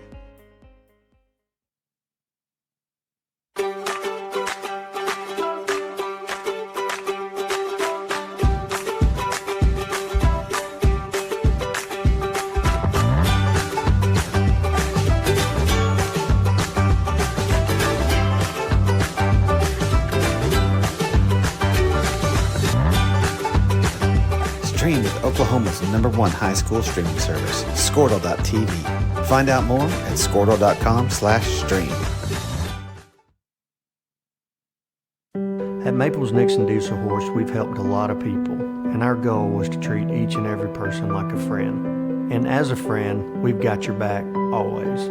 We understand what you're going through. Being lawyers is what we do, but it's not all that we are. We care.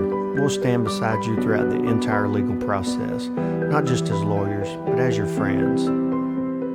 We are Maples Nixon Dieselhorst, and we are here to help.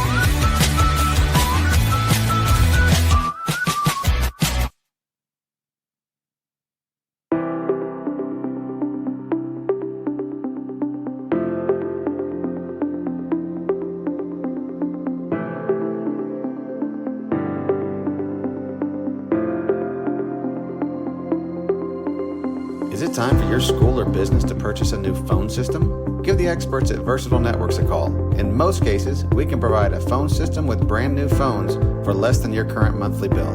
Call us for a free quote today. Allegiant Marketing Group produces inbound lead generation for our clients through integrated traditional and digital campaigns. We continuously develop new strategies, tactics, and productive efficiencies so you can reach your target market and get a measurable return on investment. This fast-paced world demands for your products and services to be presented at the moment your buyers need them.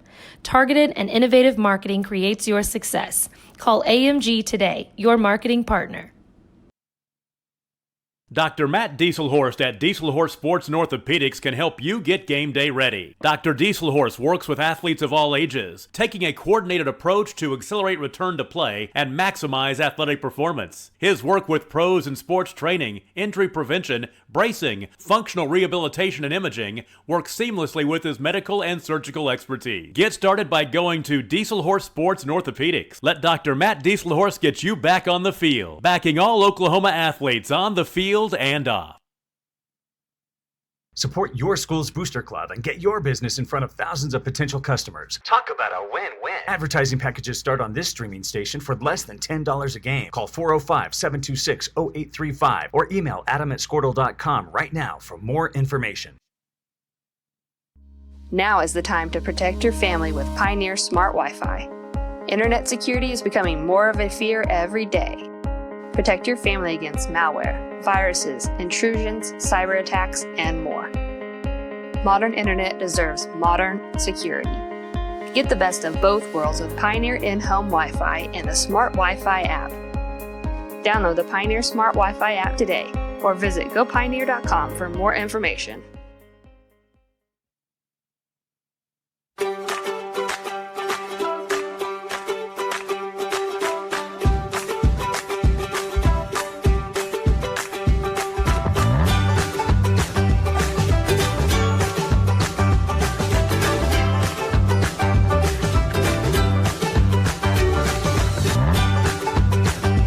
Stream with Oklahoma's #1 high school streaming service, Squirtle.tv. Find out more at squirtle.com/stream. At Maples Nixon Dieselhorst, we've helped a lot of people, and our goal was to treat each and every person like a friend. And as a friend, we've got your back always. We understand what you're going through. Being lawyers is what we do, but it's not all that we are. We care. We'll stand beside you throughout the entire legal process, not just as lawyers, but as your friends. We are Maples Nixon Dieselhorst, and we are here to help.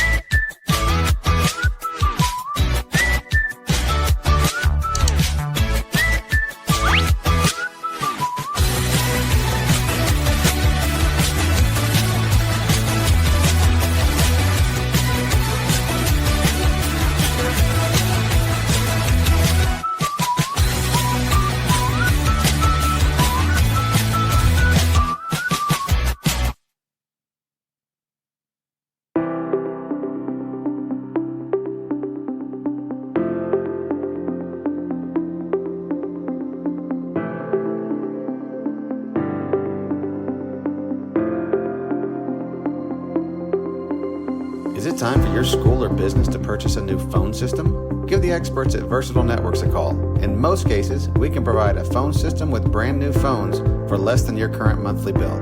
Call us for a free quote today. Allegiant Marketing Group produces inbound lead generation for our clients through integrated traditional and digital campaigns. We continuously develop new strategies, tactics, and productive efficiencies so you can reach your target market and get a measurable return on investment. This fast-paced world demands for your products and services to be presented at the moment your buyers need them. Targeted and innovative marketing creates your success. Call AMG today, your marketing partner.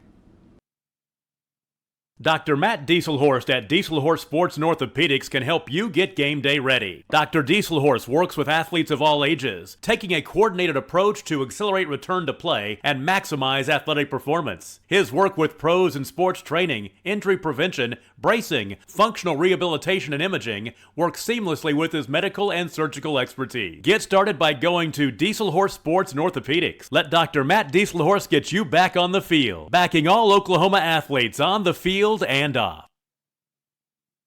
Support your school's booster club and get your business in front of thousands of potential customers. Talk about a win-win. Advertising packages start on this streaming station for less than $10 a game. Call 405-726-0835 or email adam@squirtle.com right now for more information. Now is the time to protect your family with Pioneer Smart With Wi-Fi. a purpose, bringing you that second half action you've been waiting for. And if you're just joining us here live from Blanchard, orbiting really Blanchard as we're at the highest point, I think. If I look to the south, yeah, that's the Red River. I swear to God I can see it. You might be able to from up here. We're dodging the International Space Station here from the top of the press box here in Blanchard. It's funny you say that. I visited the Stafford Air and Space Museum today in Weatherford. Did you really? I did. I took my aviation kids out there today. Okay, there you go. See, I mean, it was meant to be. Listen, we didn't plan this. No, you didn't know. Yeah. You did not know that. So as we get started here for the second half, as they get warmed up, let's do a little game reset here. 21-13, your Piedmont Wildcats are up. And you know what? Here's the thing is that, Tony, Piedmont's dominated the game. They've dominated really every aspect of the game. This game is as close as it is right now, honestly, because of like 3 plays. Absolutely. And let's see if they can get started like they did in the start of the game. They got a 3-and-out on that first defensive play, first defensive series, I should say. And the Lions do get the ball to start the second half here. And I guarantee you that they were talking about that in the coaches were letting the guys know, hey, let's start this second half how we started the game, dominating the offensive and defensive line. I don't think offensive and defensive linemen get enough credit, but for all but about the last 2 minutes of that first half, the offensive line and the defensive line for the Wildcats was dominating. Absolutely, and that you know that's the key is that you know when you come out, it's easy to you know go into the locker room and say, hey, we should be right, we should be up by more. They shouldn't have scored. You know, you kind of get into your head a little bit and then get susceptible to those should be's, right? Right. And, I mean, and this is where the coaching and honestly, the leaders that we've identified, your Talon Owens, your Josh Marses, your Cannon Woods, your Colton Lucians, Israel Robles. Yes, Israel Robles. These guys look at the team and say, hey, we control this. Like nothing happened to us. Like we have this game in our own hands, and we determine what happens with this game. Absolutely, yeah. So you could talk, like you said, about the should-be's all night, but why don't you go into the half and say, hey, listen, we know that we can dominate the line of scrimmage. Let's go back and do the same thing we did to start the game. Interesting. I remember Blanchard winning the toss. They definitely did, but it looks like Blanchard is kicking off here. What is happening? Unless the rules have changed in high school football. The only thing I can think of is that rather than choosing choosing what to do with the ball, they chose which end of the field to defend. That could have happened, yeah. And that's so, interesting. Bold strategy, Cotton. Let's see how it plays out for him. Here we go. I love it. Little squib kick field at the 15. And scooting up and tackled at the 27-yard line after a decent return, 1st and 10. That's where we're going to take over. And, you know, all that talk about, hey, Blanchard getting the ball back to start the half, let's control Alt X that one and cut that one out of our broadcast from earlier. Absolutely. We got to take an audible here, and they threw us a little curveball there. We've been talking about fastballs all night. We're giving baseball terms here, but threw a curveball at us there. Yeah, a little slider in the dirt on that one. Wasn't expecting that, but hey, you know what? We're going to take it because now is the time we were talking about Mars Wood, this offense looking at each other and say, hey, we get Uncle Mo back on our side if we run it down their throats and score right here. Mars under center single in the Wood in the backfield, and that is who has the ball. Cannon Wood, just once again, we've been talking about that yak life, right? And talking about churning those legs like he's churning butter. Cannon Wood bottled up at the line of scrimmage and then shoots out for a gain of 7 on the play. Absolutely. Got an injured Lion down on the field right now. We're going to go ahead and take a timeout as they tend to the injured Lion. Crossover Radio Sports. It is Sports Talk with a Purpose. We'll be right back after this. Internet security is becoming more of a fear every day. Protect your family against malware, viruses, intrusions, cyber attacks, and more. Modern Internet deserves modern security. Get the best of both worlds with Pioneer in-home Wi-Fi and the Smart Wi-Fi app. Download the Pioneer Smart Wi-Fi app today or visit gopioneer.com for more information.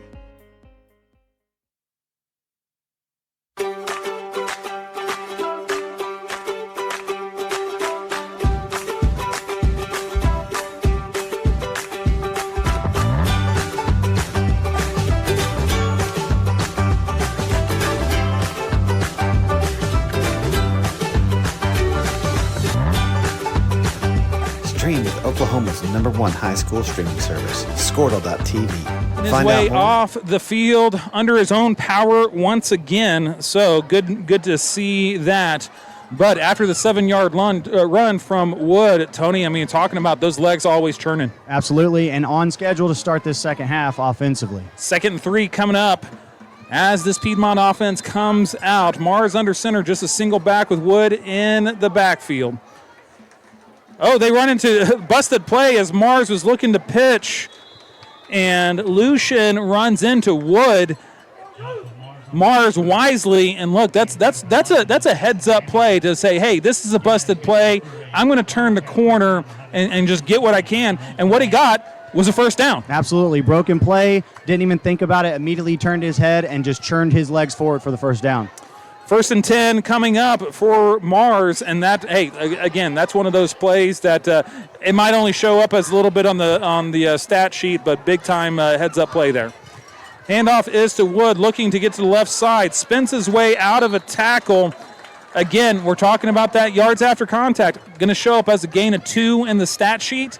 But the fact that it was a gain of 2 after spinning out of it, I mean, this is that hard-nosed running that Piedmont's known for. Absolutely. Stacked up at the line of scrimmage, fought off 2 tacklers, spun into a bunch more, but positive yardage on first down. Here we go. This drive early in the second half, big on seeing if old Uncle Mo will go across the side of the field here. Single up top with Cannon Wood in the backfield. Mars under center, now getting the play from the sideline. Here's a snap, and it is an option play. And Cannon Wood on the left side completely erases a would-be tackler to get Mars for a gain of 6 on the play.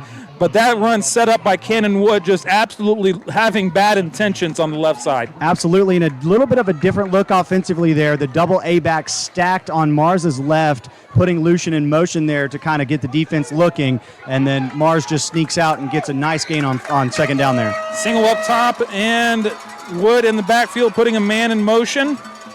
Looking to see if they could get that cheap yards to get that first down, but Blanchard not buying. Mars under center again. Now here we go.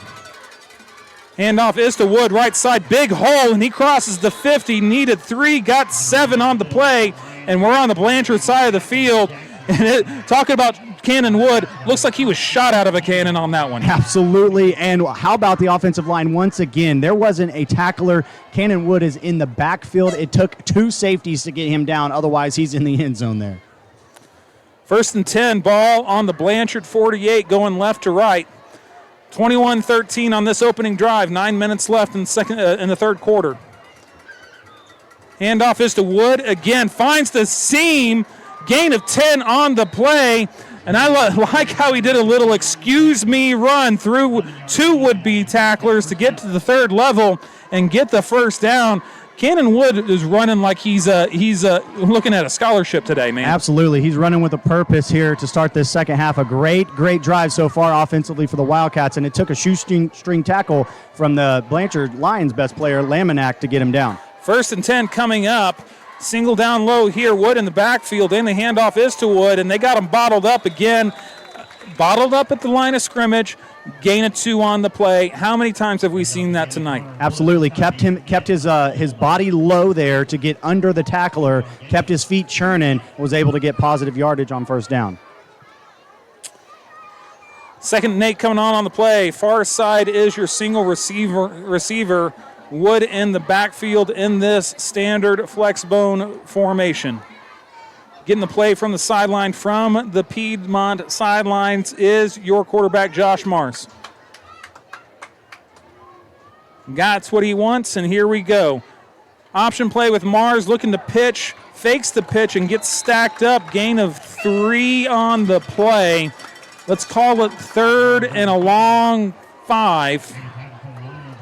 Probably should have pitched the ball there. Had a lot of room on the left side. Only 1 defensive back over there, but he was covered by a blocker. Probably could have gained some leverage there. At least could have possibly got a first down, but we'll see what the Wildcats can do here. 3rd and 6. Mars under center as Cannon Wood is in the backfield, positive side of the field. Got to think you're probably looking at two downs here. Cannon Wood left side, bowls over a would-be tackler. Gain of about 5 on the play. Going to bring up 4th and short. Let's call it 4th and 1. Decision time for Coach Hall. Looks like it's no decision because the offense is staying right there on the field. Absolutely. You're in that no man's land right now. Probably don't have a big enough leg kicking into the wind to get a field goal here. Keep the offense out, 4th down and short. Here we go. Wood in the backfield, big time 4th down early in this third quarter. And there's that quarterback sneak where Josh Mars just lines up under the center, just falls forward, and then Cannon Wood comes behind him and throws him like a javelin. Yeah, he's just going to pick him up and start carrying him here in just a minute and maybe carry him all the way to the end zone. Maybe. I'm going to have to check the ruling on that. Can you do that in high school? I don't think you can. Probably not. You can push. I think you can push and not carry him like he's an overnight bag. I mean, I definitely believe that. I think that Cannon Wood could do it. That. Absolutely. Yeah, no, I mean, listen, Cannon Wood and Talanoan, those are two guys. We'll get you all the milk money. Don't even worry about that. Here we go. Izzy Robles in the backfield, left side, testing that left side. Once again, that one last tackle. Otherwise, they're looking at pay dirt, but 2nd and 6 coming up. And it looks like, this kind of, thunder and lightning, fire and ice that we get from Wood and Robles has been one of those things that, keeps defenses kind of guessing. Yeah, and you get a different look with Robles that you do with Wood. Wood is he's gonna hit you. He's not gonna try to get out of a tackle. Izzy's more of a shifty running back, and he's a few moves away from just breaking a big one. Mars under center, single up top, Robles in the backfield. Mars play action to Robles, keeps it on the left side once again. Let's call it a gain of 3. That's going to bring up 3rd and maybe a long 2 based on kind of what I'm seeing here. Yeah, about 3rd down and 2.5, we'll call it for sure. And that's good. You want to be here with this offense. 3rd down and short because, once again, we've already seen they can get 3, 4, 5 yards with that little quarterback sneak they've been running with Mars. Also, still think that this is probably 2-down territory, probably just outside of your range of your kicker. And so let's see what happens here. Mars under center, Robles in the backfield. Someone blowing that air horn. Robles, carry on the left side, needed 3, maybe 3 and some change. Gonna depend on the spot, really needs the 15-yard line. Looks like the near side judge is gonna spot him just for it. Another 4th down decision, but another non-decision. Absolutely. Stacked up at the line of scrimmage. Let's see if they go back to this quarterback sneak that they've been doing every time on 4th down tonight. 4th and less than a yard coming. Mars on the sneak, falls forward, jumps over the 15-yard line, and that's where they're spotting it at the 14. Good enough for the 1st down. And, man, that's just one of those plays. It just doesn't seem like the Blanchard defensive line, when it's, 3 yards in a cloud of dust, that Piedmont's Jimmys and Joes just have the advantage. Yeah, and with this 3-4 defense, they don't have the nose guard was off the center there, so it's wide open for Mars. There's nobody there to even stop him. Mars under center, Robles still in the background, looking at the play at the sideline. Single receiver closest to us, ball on the far hash. 21-13, 4.5 left on this opening possession of the second half. Handoff is to Robles, and he's bottled up on the second level. Gain of 3 on the play. And that's one of the first times that we've actually seen Robles actually kind of got sure tackled on that one. Absolutely. Let's see if they go back to Wood here, or they're going to stick with Robles as we get closer here to the end zone. 2nd and 7 coming up. Whitworth is your closest receiver. Robles in the backfield as well. Here is Mars under center. Option play to Mars, cuts it upfield, makes a move, and shoestring tackle, gets to the 10. Looks like another gain of, let's call it 3 again. Gonna make it 3rd and 5. Now it's starting to become decision time. Absolutely, and that was a nice tackle there from number 3, Jackson Laminack. He misses that tackle. Mars is in the end zone. That's absolutely right. 3rd and 5. If they don't get this 1st down, you got to think that at that point, Coach Hall's got to think about it. Here we go. Looking to get that cheap 5 yards like they do, putting the A back in motion. Now looking to the sideline for the call. We got it. Mars under center. Robles in the backfield once again. Here we go. fumbled snap, and Blanchard falls on the ball at the 15-yard line. Didn't look like Mars was ready for the snap. Miscommunication between center and quarterback. And that, my friends, is a stomach punch. Once again, self-inflicted wounds in the red zone. Cannot fumble the ball on the 15-yard line, especially after you just chewed off about 8-9 minutes on the clock and looking to at least go up 2 scores there. Oh, man, that's a heartbreaker. So now you put your defense who you got to, hey, go grab a helmet. We're ready to get out. And, what? I thought we still had the ball. And so here we go, putting some pressure on this defense now. Cooksey has ended the first half well, putting a man in motion. Handoff is to Laminack going left to right, and he's got room and blockers. Big time, though, open field tackle from the 3rd level. Gain of 9 on the play, but if that tackle isn't made, we might still be talking about him running. Absolutely. That looked to be Brogan Hardy, number 25. That was a big-time tackle there from the young man. 2nd and 8 coming up here. Cooksey in the backfield with a single back. Twins on either side. Piedmont defense needs to make a play. Here we go. Handoff is to the running back. Gain of about 5 on the play. Good enough for the first down as they get something going. And oh no, here we go. Talon Owen hopping off the field. And that's something that you don't want to see. Absolutely. Let's hope he's okay over there on the sideline.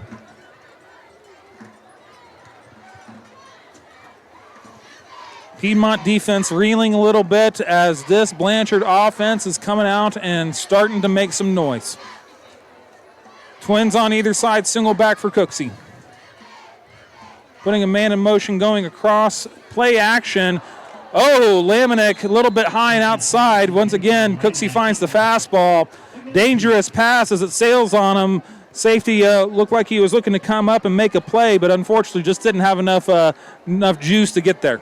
Yeah, and they've been going to that play there, that little short 5-yard slant route, and it's been working for him all night, but Cooksey just kind of sailed that one there. Lucky that it didn't get intercepted as it was deflected and into the backfield there for the defense of the Wildcats.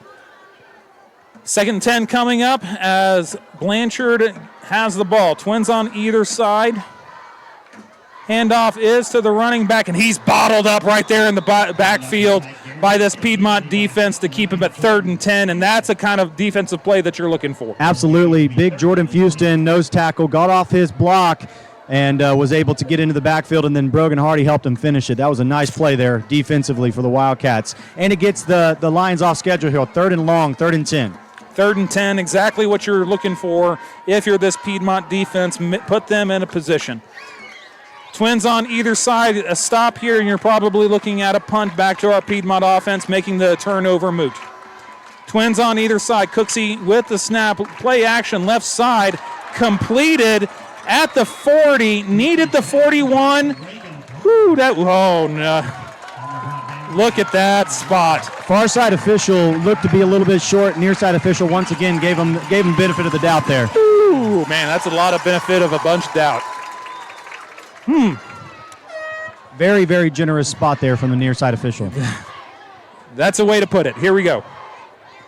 Twins on either side. Cooksey with a fresh set of downs after the first down completion. Laminack coming in motion, coming across. The handoff is to the running back. Looks like the old turf monster got him on that one. Absolutely. There were a couple pair of Wildcats there ready to pounce on him, though, so that was a good play defensively. Now off schedule, 2-yard loss on first down, 2nd and 12 here. Got to keep the momentum going defensively here, push them back. Got to keep it going. Got to take advantage of it when the offense gives you a gift of a -2. Especially considering we've got 30 seconds left to go here in this third quarter. Quick third quarter because the Wildcats got the ball and ran off a lot of clock. 21-13, Piedmont is up, Blanchard has the ball. Trips to the right for Cooksey, single here on the left side. Play action, and the handoff is to the running back. Big hole on the right side. Gain of about 7 on the play. That's 24. Zach Garrett, who's had a couple big chunk plays there, getting them back to third and manageable as this third quarter winds down. Yeah, and that was just out-leveraged right there. Man, a helmet on a helmet. You hear that all the time. You talk about offensive plays like that. You're as an offense, you want a helmet on a helmet. The Lions had that there, and that's going to be the end of the third quarter here. Hold up the fours in the skies, ladies and gentlemen. It is the fourth quarter. After a whirlwind third, your score, Piedmont 21, Blanchard 13. Big time drive coming up. Let's see what happens. Crossover Radio Sports. We'll be right back after this message. Squirtle.com/stream. At Maples Nixon Diesel Horse, we've helped a lot of people, and our goal was to treat each and every person like a friend. And as a friend, we've got your back, always. We understand what you're going through. Being lawyers is what we do, but it's not all that we are. We care. We'll stand beside you throughout the entire legal process, not just as lawyers, but as your friends. We are Maples Nixon Diesel Horse, and we are here to help. Piedmont 21, Blanchard 13. They got the ball, and they got a little something cooking. 3rd and 5 coming up, though, after the run to end the third quarter. And, Tony, I mean, that was a whirlwind third quarter. Just no breaks, no commercial breaks, just a lot of running clock. Yeah, that was quick, and that's what you get out of this Piedmont offense, and that's exactly what they wanted. They didn't get it on the end of it, though, with the fumble, but let's see what the defense can do here. Start of the fourth quarter, big third down here. Need a stop. Need to stop right here. This is a big third down to start this fourth quarter. Twins on either side for Cooksey as he gets the snap and play action. Looking to his right, looking for a receiver. Can't find one. Tucks it and runs. Finding the out-of-bounds marker after the first down sticks. And I tell you what, credit where it's due. Cooksey didn't find anything, didn't panic, and got what he needed for the first down. Tip your cap to the young man. Yeah, kind of a broken play there. The near side receiver, Bryson Frazier, was looking to go on a go route there. Kind of got hung up before the route got going. Fell down on the play. So a good job there from Coetzee to make a heads-up play and get the first down. Pressure now mounting on this Piedmont defense. Have to get a stop here. 21-13, Piedmont is up. Blanchard has the ball. Twins on either side, shotgun formation with a single back. Putting a man in motion, that's Lamanick. Handoff, jet sweep to Lamanick on the right side. Gain of about 4 on the play. That is where the Piedmont second level has them bottled up. And once again, we're starting to see that this pressure on the edges starting to get a little bit of a gain here for the Blanchard offense. Absolutely. Looking to out-leverage the defense for the Wildcats. Strongest in the middle. Thankfully got some speedsters in the linebacker slot there, so able to limit it at least to about 3 or 4 yards. Shotgun formation, Twins to the left with a tight end. Single closest to us with a single back. Here we go. Handoff is to that back, and it is a carry falling forward. Gain of 3 on the play. 3rd and 2. Zach Garrett once again. And Zach Garrett starting to put the team on his back a little bit as well. Yeah, once again, good to see Talon Owen back in the game. Got the tackle there. You would think maybe in the first quarter he stacks him up there, but that was a good fight forward. We talk about it on the other side. That was good on that side for the Lions there, making it 3rd and manageable. Let's see what the Wildcat defense can do here. 3rd and 2. You got to think this is 4-down territory. You're in a little bit no man's land. Piedmont defense looking to get a stop. Twins to the left, tight end formation with a single closest to a single back. Cooksey in the shotgun, hand off to the right side, finding a hole, stretching to the 30. He's got room in the blocker to the 20, to the 10. Flag on the play. Looks like it's going to come back here, though. Looks like that hole might have been a little bit too open. Yeah, gonna get a holding penalty on the right guard there, or the right tackle rather there. Got out leveraged, held on to his guy as looking to make a play there, and it was a chunk play, but that one's coming back. Good, those holding penalties, man, they are killers. Absolutely. Probably could have made a tackle there. The Wildcats probably could have got there on the outside, but unable to do that whenever you're getting held up. 10 yards from the spot, turns 3rd and 2 to 3rd and 12. And so Piedmont gets a little bit of a breather here, a little bit of a reprieve from the holding call. And that was a good play from Jesse Knapp. He was the one that was hung up there defensively, and he kind of held his hands up. And right as he did that, the white hat threw the flag from the backfield. Twins to the left for Cooksey, single closest to us with a run with Garrett in the backfield. Cooksey looking to pass here on the left side, now under pressure, and just to throw it away into the sideline, just gets it away because big number 18, that's Cale Kaufman, man, he was coming in with some hate on him. Absolutely, and ended up getting there. That was a nice play defensively. Once again, not a sack, but coverage was good down the field. Now we'll have to see what the Blanchard Lions to do. It looks like they're going to go into punt formation here. 4th and 12, you got to think that they have to think that maybe got one more possession in them, but credit that Piedmont defense for standing tall and getting off the field. Absolutely. Got a little bit of help, but you'll take it all day. I get by with a little help from my friends. Absolutely.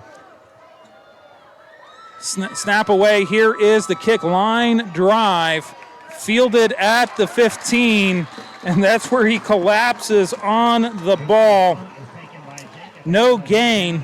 Yeah, Jacob Anglin there. Looks like he might have dropped the ball. The ref threw the beanbag. He might have dropped the ball and jumped on it there. So heads up play there from England to be able to get back on the ball there and not have another turnover in back-to-back possessions. Once again, let me tell you about this fair catch signal that we're going to have to learn. Absolutely, absolutely. Let's see what this Wildcat offense can do. 9 minutes. If they can do what they did to start the first or the second half, they'll be in position here. Run off, run the clock, chunk plays, first downs. Let's try to bring it home. So far, this Piedmont rushing attack has barely been slowed down by Blanchard, and Piedmont is exactly where they want to be with the ball and looking to bleed this clock down. 8-minute offense on the field you got to expect. And we're going to go ahead and looks like Blanchard wants to make sure that they're all lined up, ready to go. They realize how big this drive is. Timeout on the field. We're going to take it with them. Crossover Radio Sports. It is Sports Talk with a Purpose. We're going to be right back right after these messages. Stick around.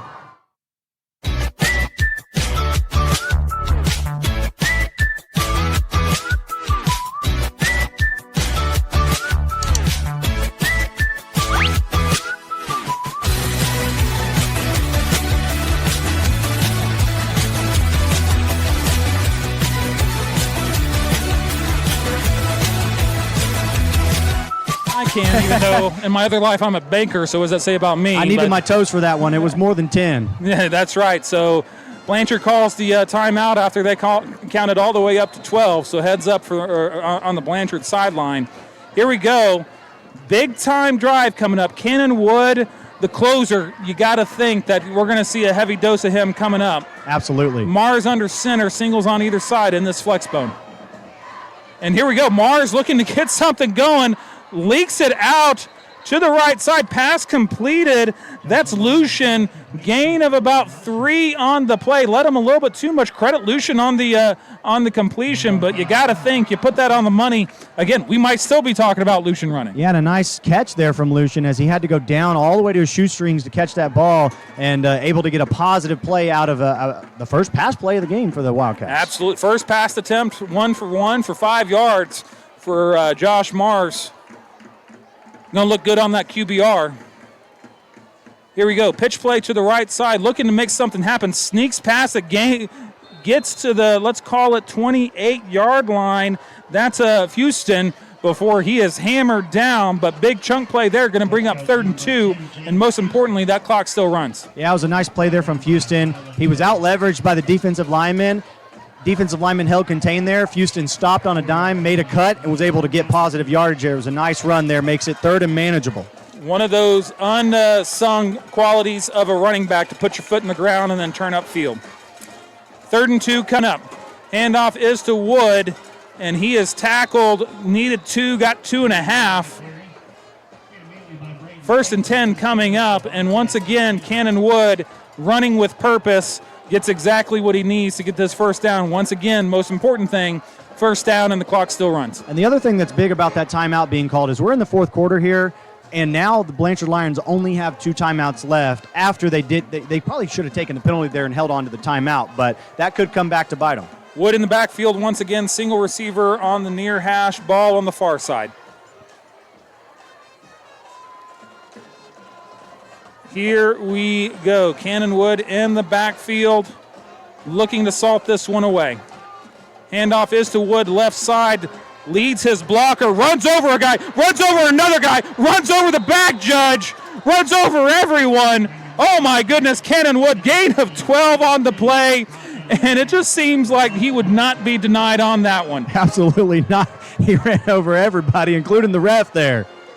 It's a nice tackle, lead tackle there from John Wetter as well, number 77, big number 77. He was probably about 15 yards down the field right in front of Wood, just there, just blocking, and then Wood did the rest. Credit that back judge with a half tackle on the play there. Singles on either side for Wood in the backfield once again, getting the play. Tick, tick, tick, tick, 7.5 left. 2 minutes already bled off of this drive. Up by 8 and the ball, Piedmont. Handoff is to Wood. Little stutter step, finds the hole on the left side. And another great thing that you want out of your running backs, Tony, is you want that vision. Absolutely, and he did a really good thing there because the play before, you bet he wanted to run somebody else over there, but he made the little shutter move to the left and was able to pick up a couple of extra yards. So very versatile. 2nd and 5 coming up, 6:50 left on the clock. Once again, looking to salt this one away. 21-13, Piedmont up with the ball. Coming up on midfield is your Piedmont Wildcats. Got the play from the sidelines. Mars under center. Here we go. Handoff is to Mars right side, and he finds the hole. Tackled right at the first down marker. Going to depend on the spot. Yeah, he's got it. Yeah, they're going to give it to him there. It was pretty close, but a generous spot going the other way. These side judges are giving generous spots to both sides at least, keeping it fair. Absolutely. Christmas morning on the spots here in Blanchard today from the side judges, and we'll take it this time. Now going downhill on the Blanchard side of the field once again. Clock continues to tick after the ball is set. Got to hang on to the ball here. Snap, center, quarterback. Can't have another play like that. It's happened twice so far this season. Got to have ball control here. Got to hang on to the ball. Wood in the backfield. Mars under center, single back. Handoff is to Wood. Up the middle, gain of 8. Had a little stutter step in the hole to get back to middle of the field to get another probably 5 yards on the play. And Cannon Wood is demonstrating why he's a premier back in 5A. Absolutely, and once again getting low there underneath 3 Blanchard Lions, diving forward for probably a good extra 2 yards there on the end of the run. 2nd and 2 coming up, 5:20 left as they continue to employ this 8-minute offense. Have to see once Coach Craig for the Lions decides to start burning timeouts, probably here in the next couple minutes, depending on how the rest of this drive goes. Mars heads up play, not even getting under center until the play clock gets under 10. Handoff is to Wood, right side. He's stacked up, 3rd and 2, and so we got a big 3rd down coming. Clock continues to run. 3rd and 2 here. You know, you're in. The clock running is the most important thing with your up 8. But now you're getting to, again, no man's land. Do you flip the field or do you go for it on 4th down? Let's see if Robles can even make that question moot. Watch that sneak play. Sneak play. Mars shoved forward by Robles with the hockey assist once again. Robles decides that we don't want to even have to discuss the 4th down play. Shoves Mars ahead for that 1st down on the sneak. Absolutely. And that's the best part about that is that both sides know what we're doing here. It's the same formation. They've done it all night. Every time it's been 3rd and short, 4th and short, they've gone to that play. Just our guys are better than your guys. Not anything you can do about it. We're going to pick up the 1st down here. And not only that, you got to think that the fact that those trenches have been playing all night long is starting to factor in a little bit. Absolutely it is. Robles in the backfield, single up top. Clock still ticks, coming up on 4 minutes left. Piedmont up by 8, looking to salt this one away.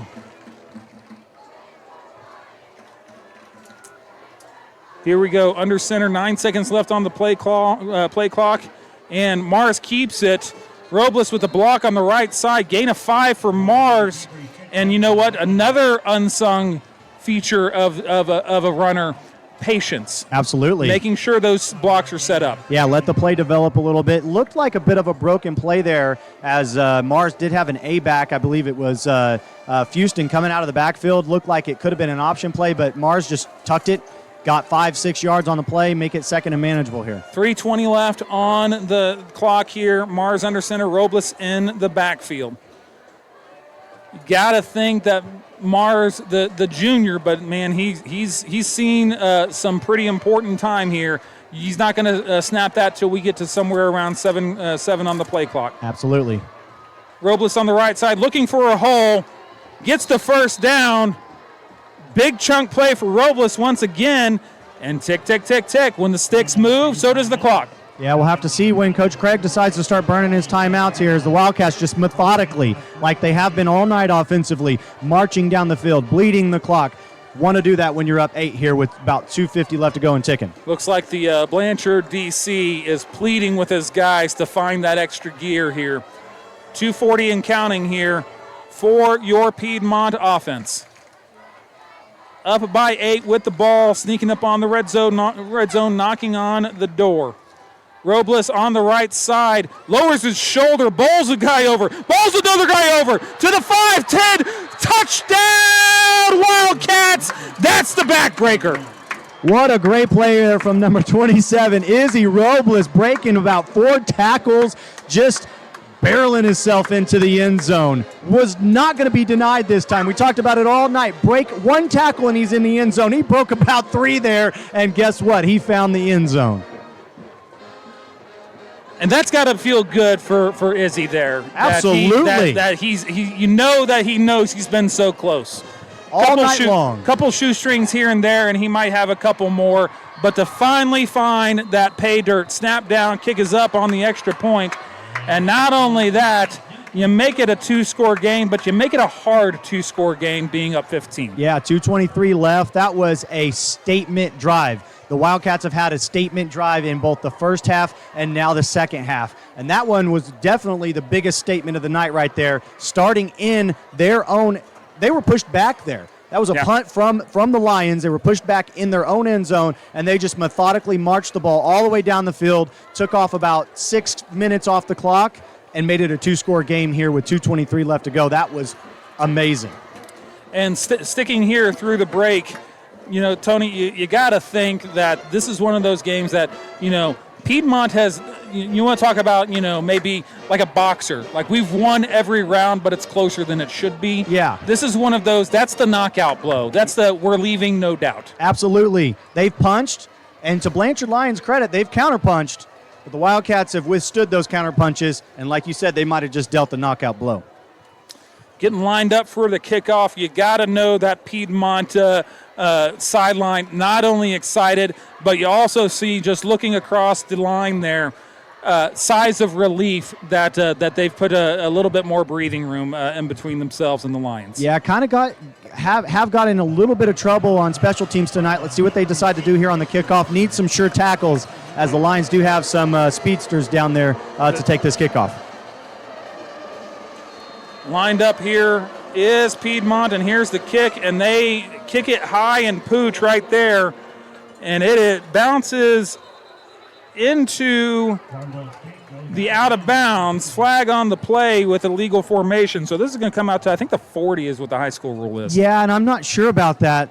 He did throw the flag, and Coach Hall's right there. It looked like a Lion might have touched the ball before it ever went out of bounds, so I don't know if they're going to give him the penalty or not. It looks like they are going to. Coach Hall giving the side judge a what for there. Yeah, I was about to say, we call that the what for. Yeah, exactly, yeah.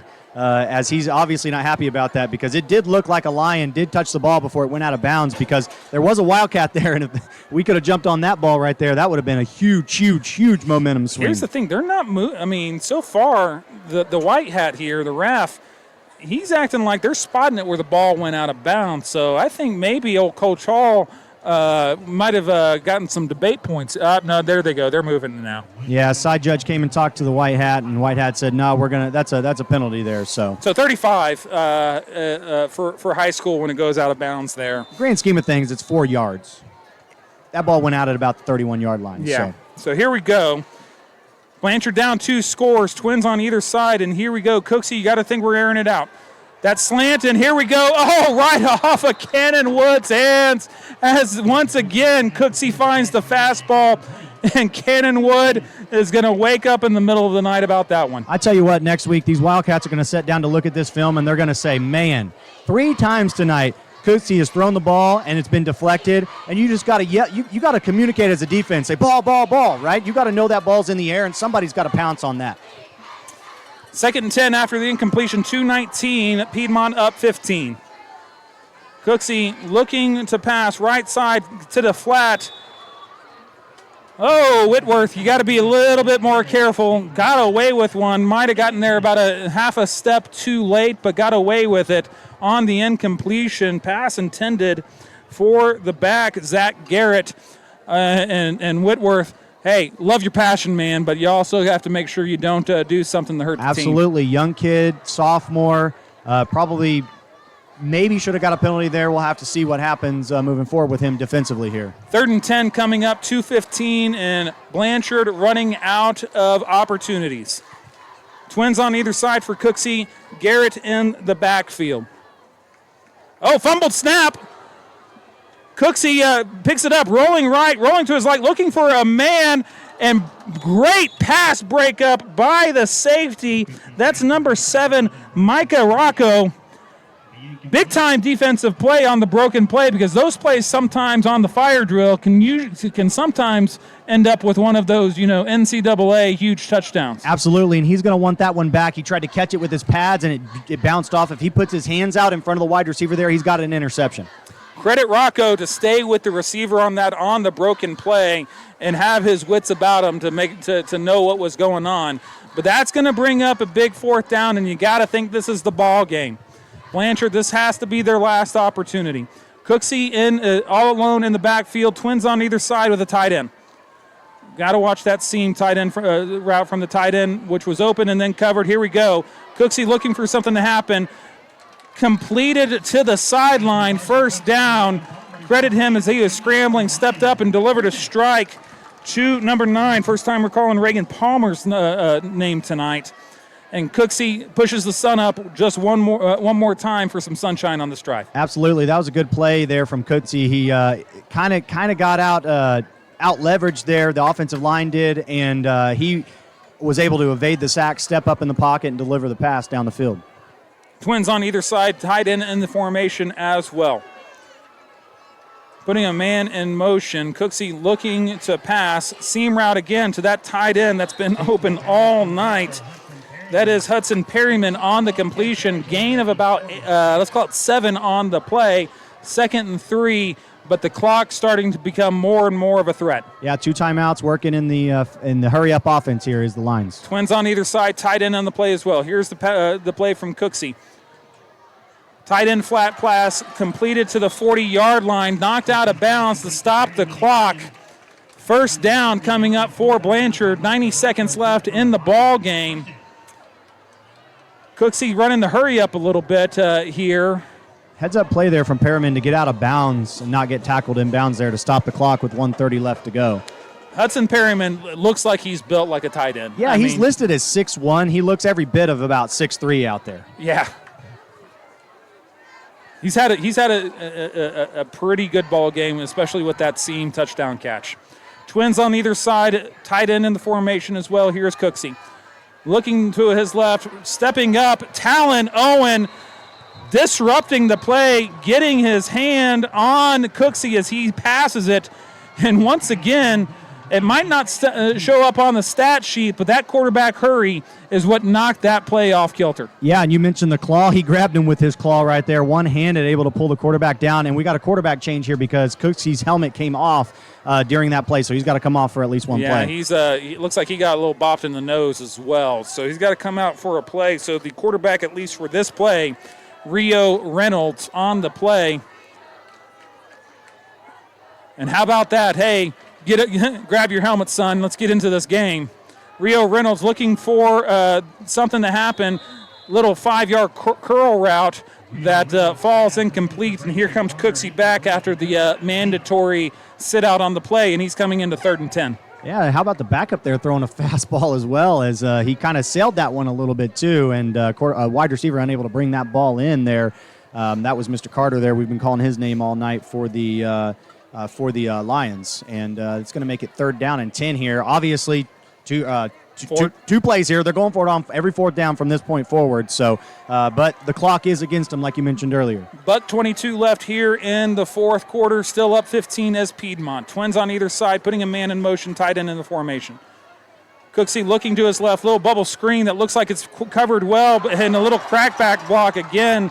I guess we're going to go ahead and let that go. Gain of 3 on the play. Ran about 40 yards for the gain of 3. Tackled inbounds, which is going to prompt Blanchard to call a timeout.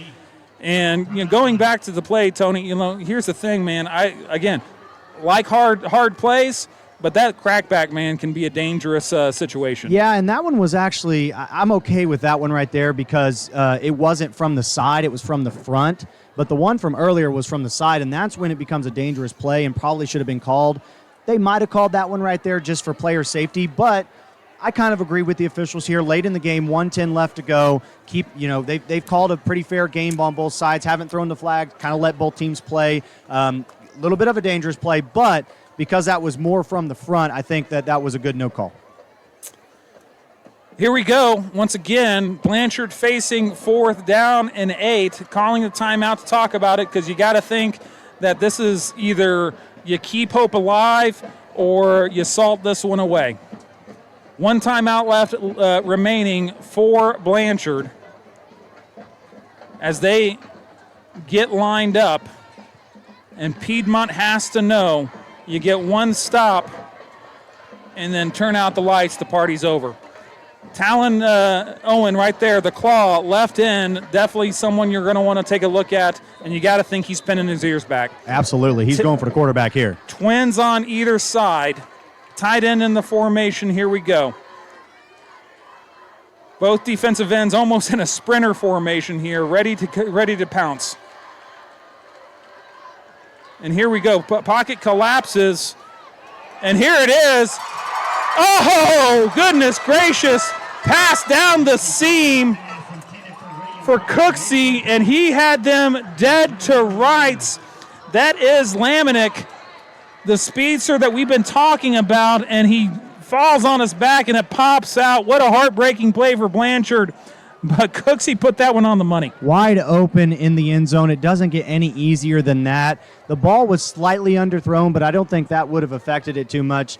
Perriman just unable to bring that ball in, unfortunately, and or Lamanick, rather, unable to bring that ball in, and just like that, that's the game. Minute 3 left. You got to think that Blanchard could stop the clock one more time. You got to think we're probably... It's going to be victory formation here. Victory formation, maybe, let's see. Let's do some math here. 25, 50, 75. You can stop it once. Yeah, this is Piedmont in the victory formation. Minute and counting. Yeah, and the Lions, they know it. They're not going to burn their time out here. Yeah, Lions are going to go ahead and tip their hat as we wrap up this ball game. And so as they're getting ready for taking, looks like we'll need one more knee. What a win from the Wildcats tonight. I mean, just a hard-fought win. Dominated the entire game. Got a little dicey there at the end of the first half, but a hard-fought victory against a really good 4A opponent.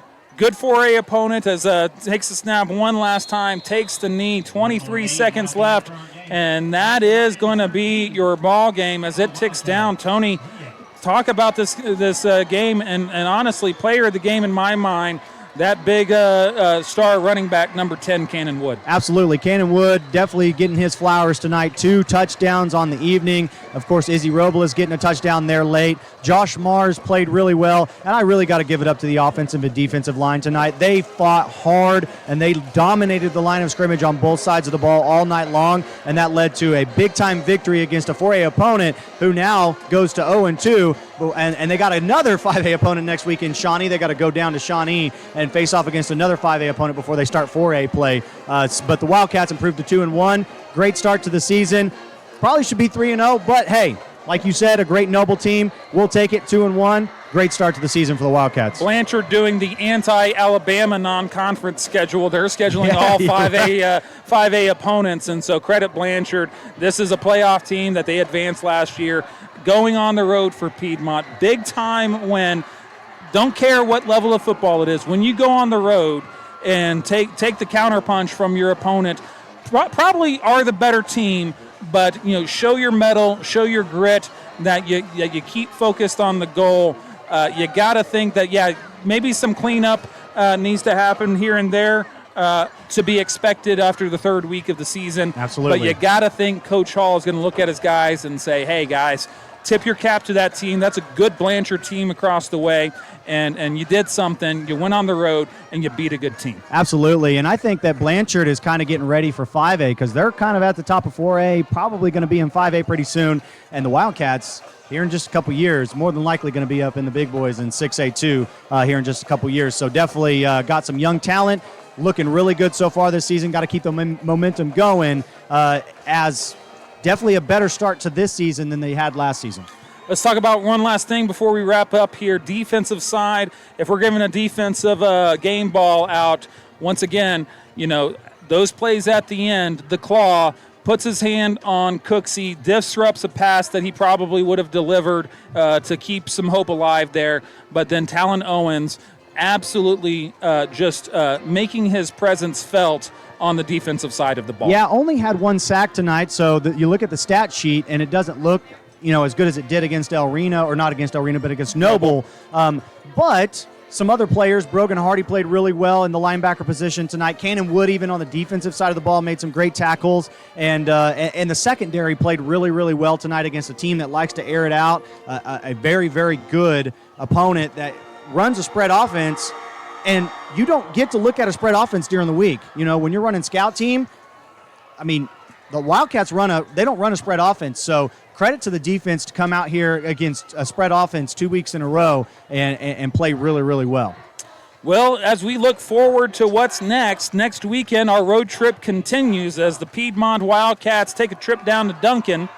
And just a quick preview on that game, Tony, what do you expect? Well, if they keep playing like this, the Wildcats are going to have a chance. They've played well on the road so far, played really, really good in the opening week 0.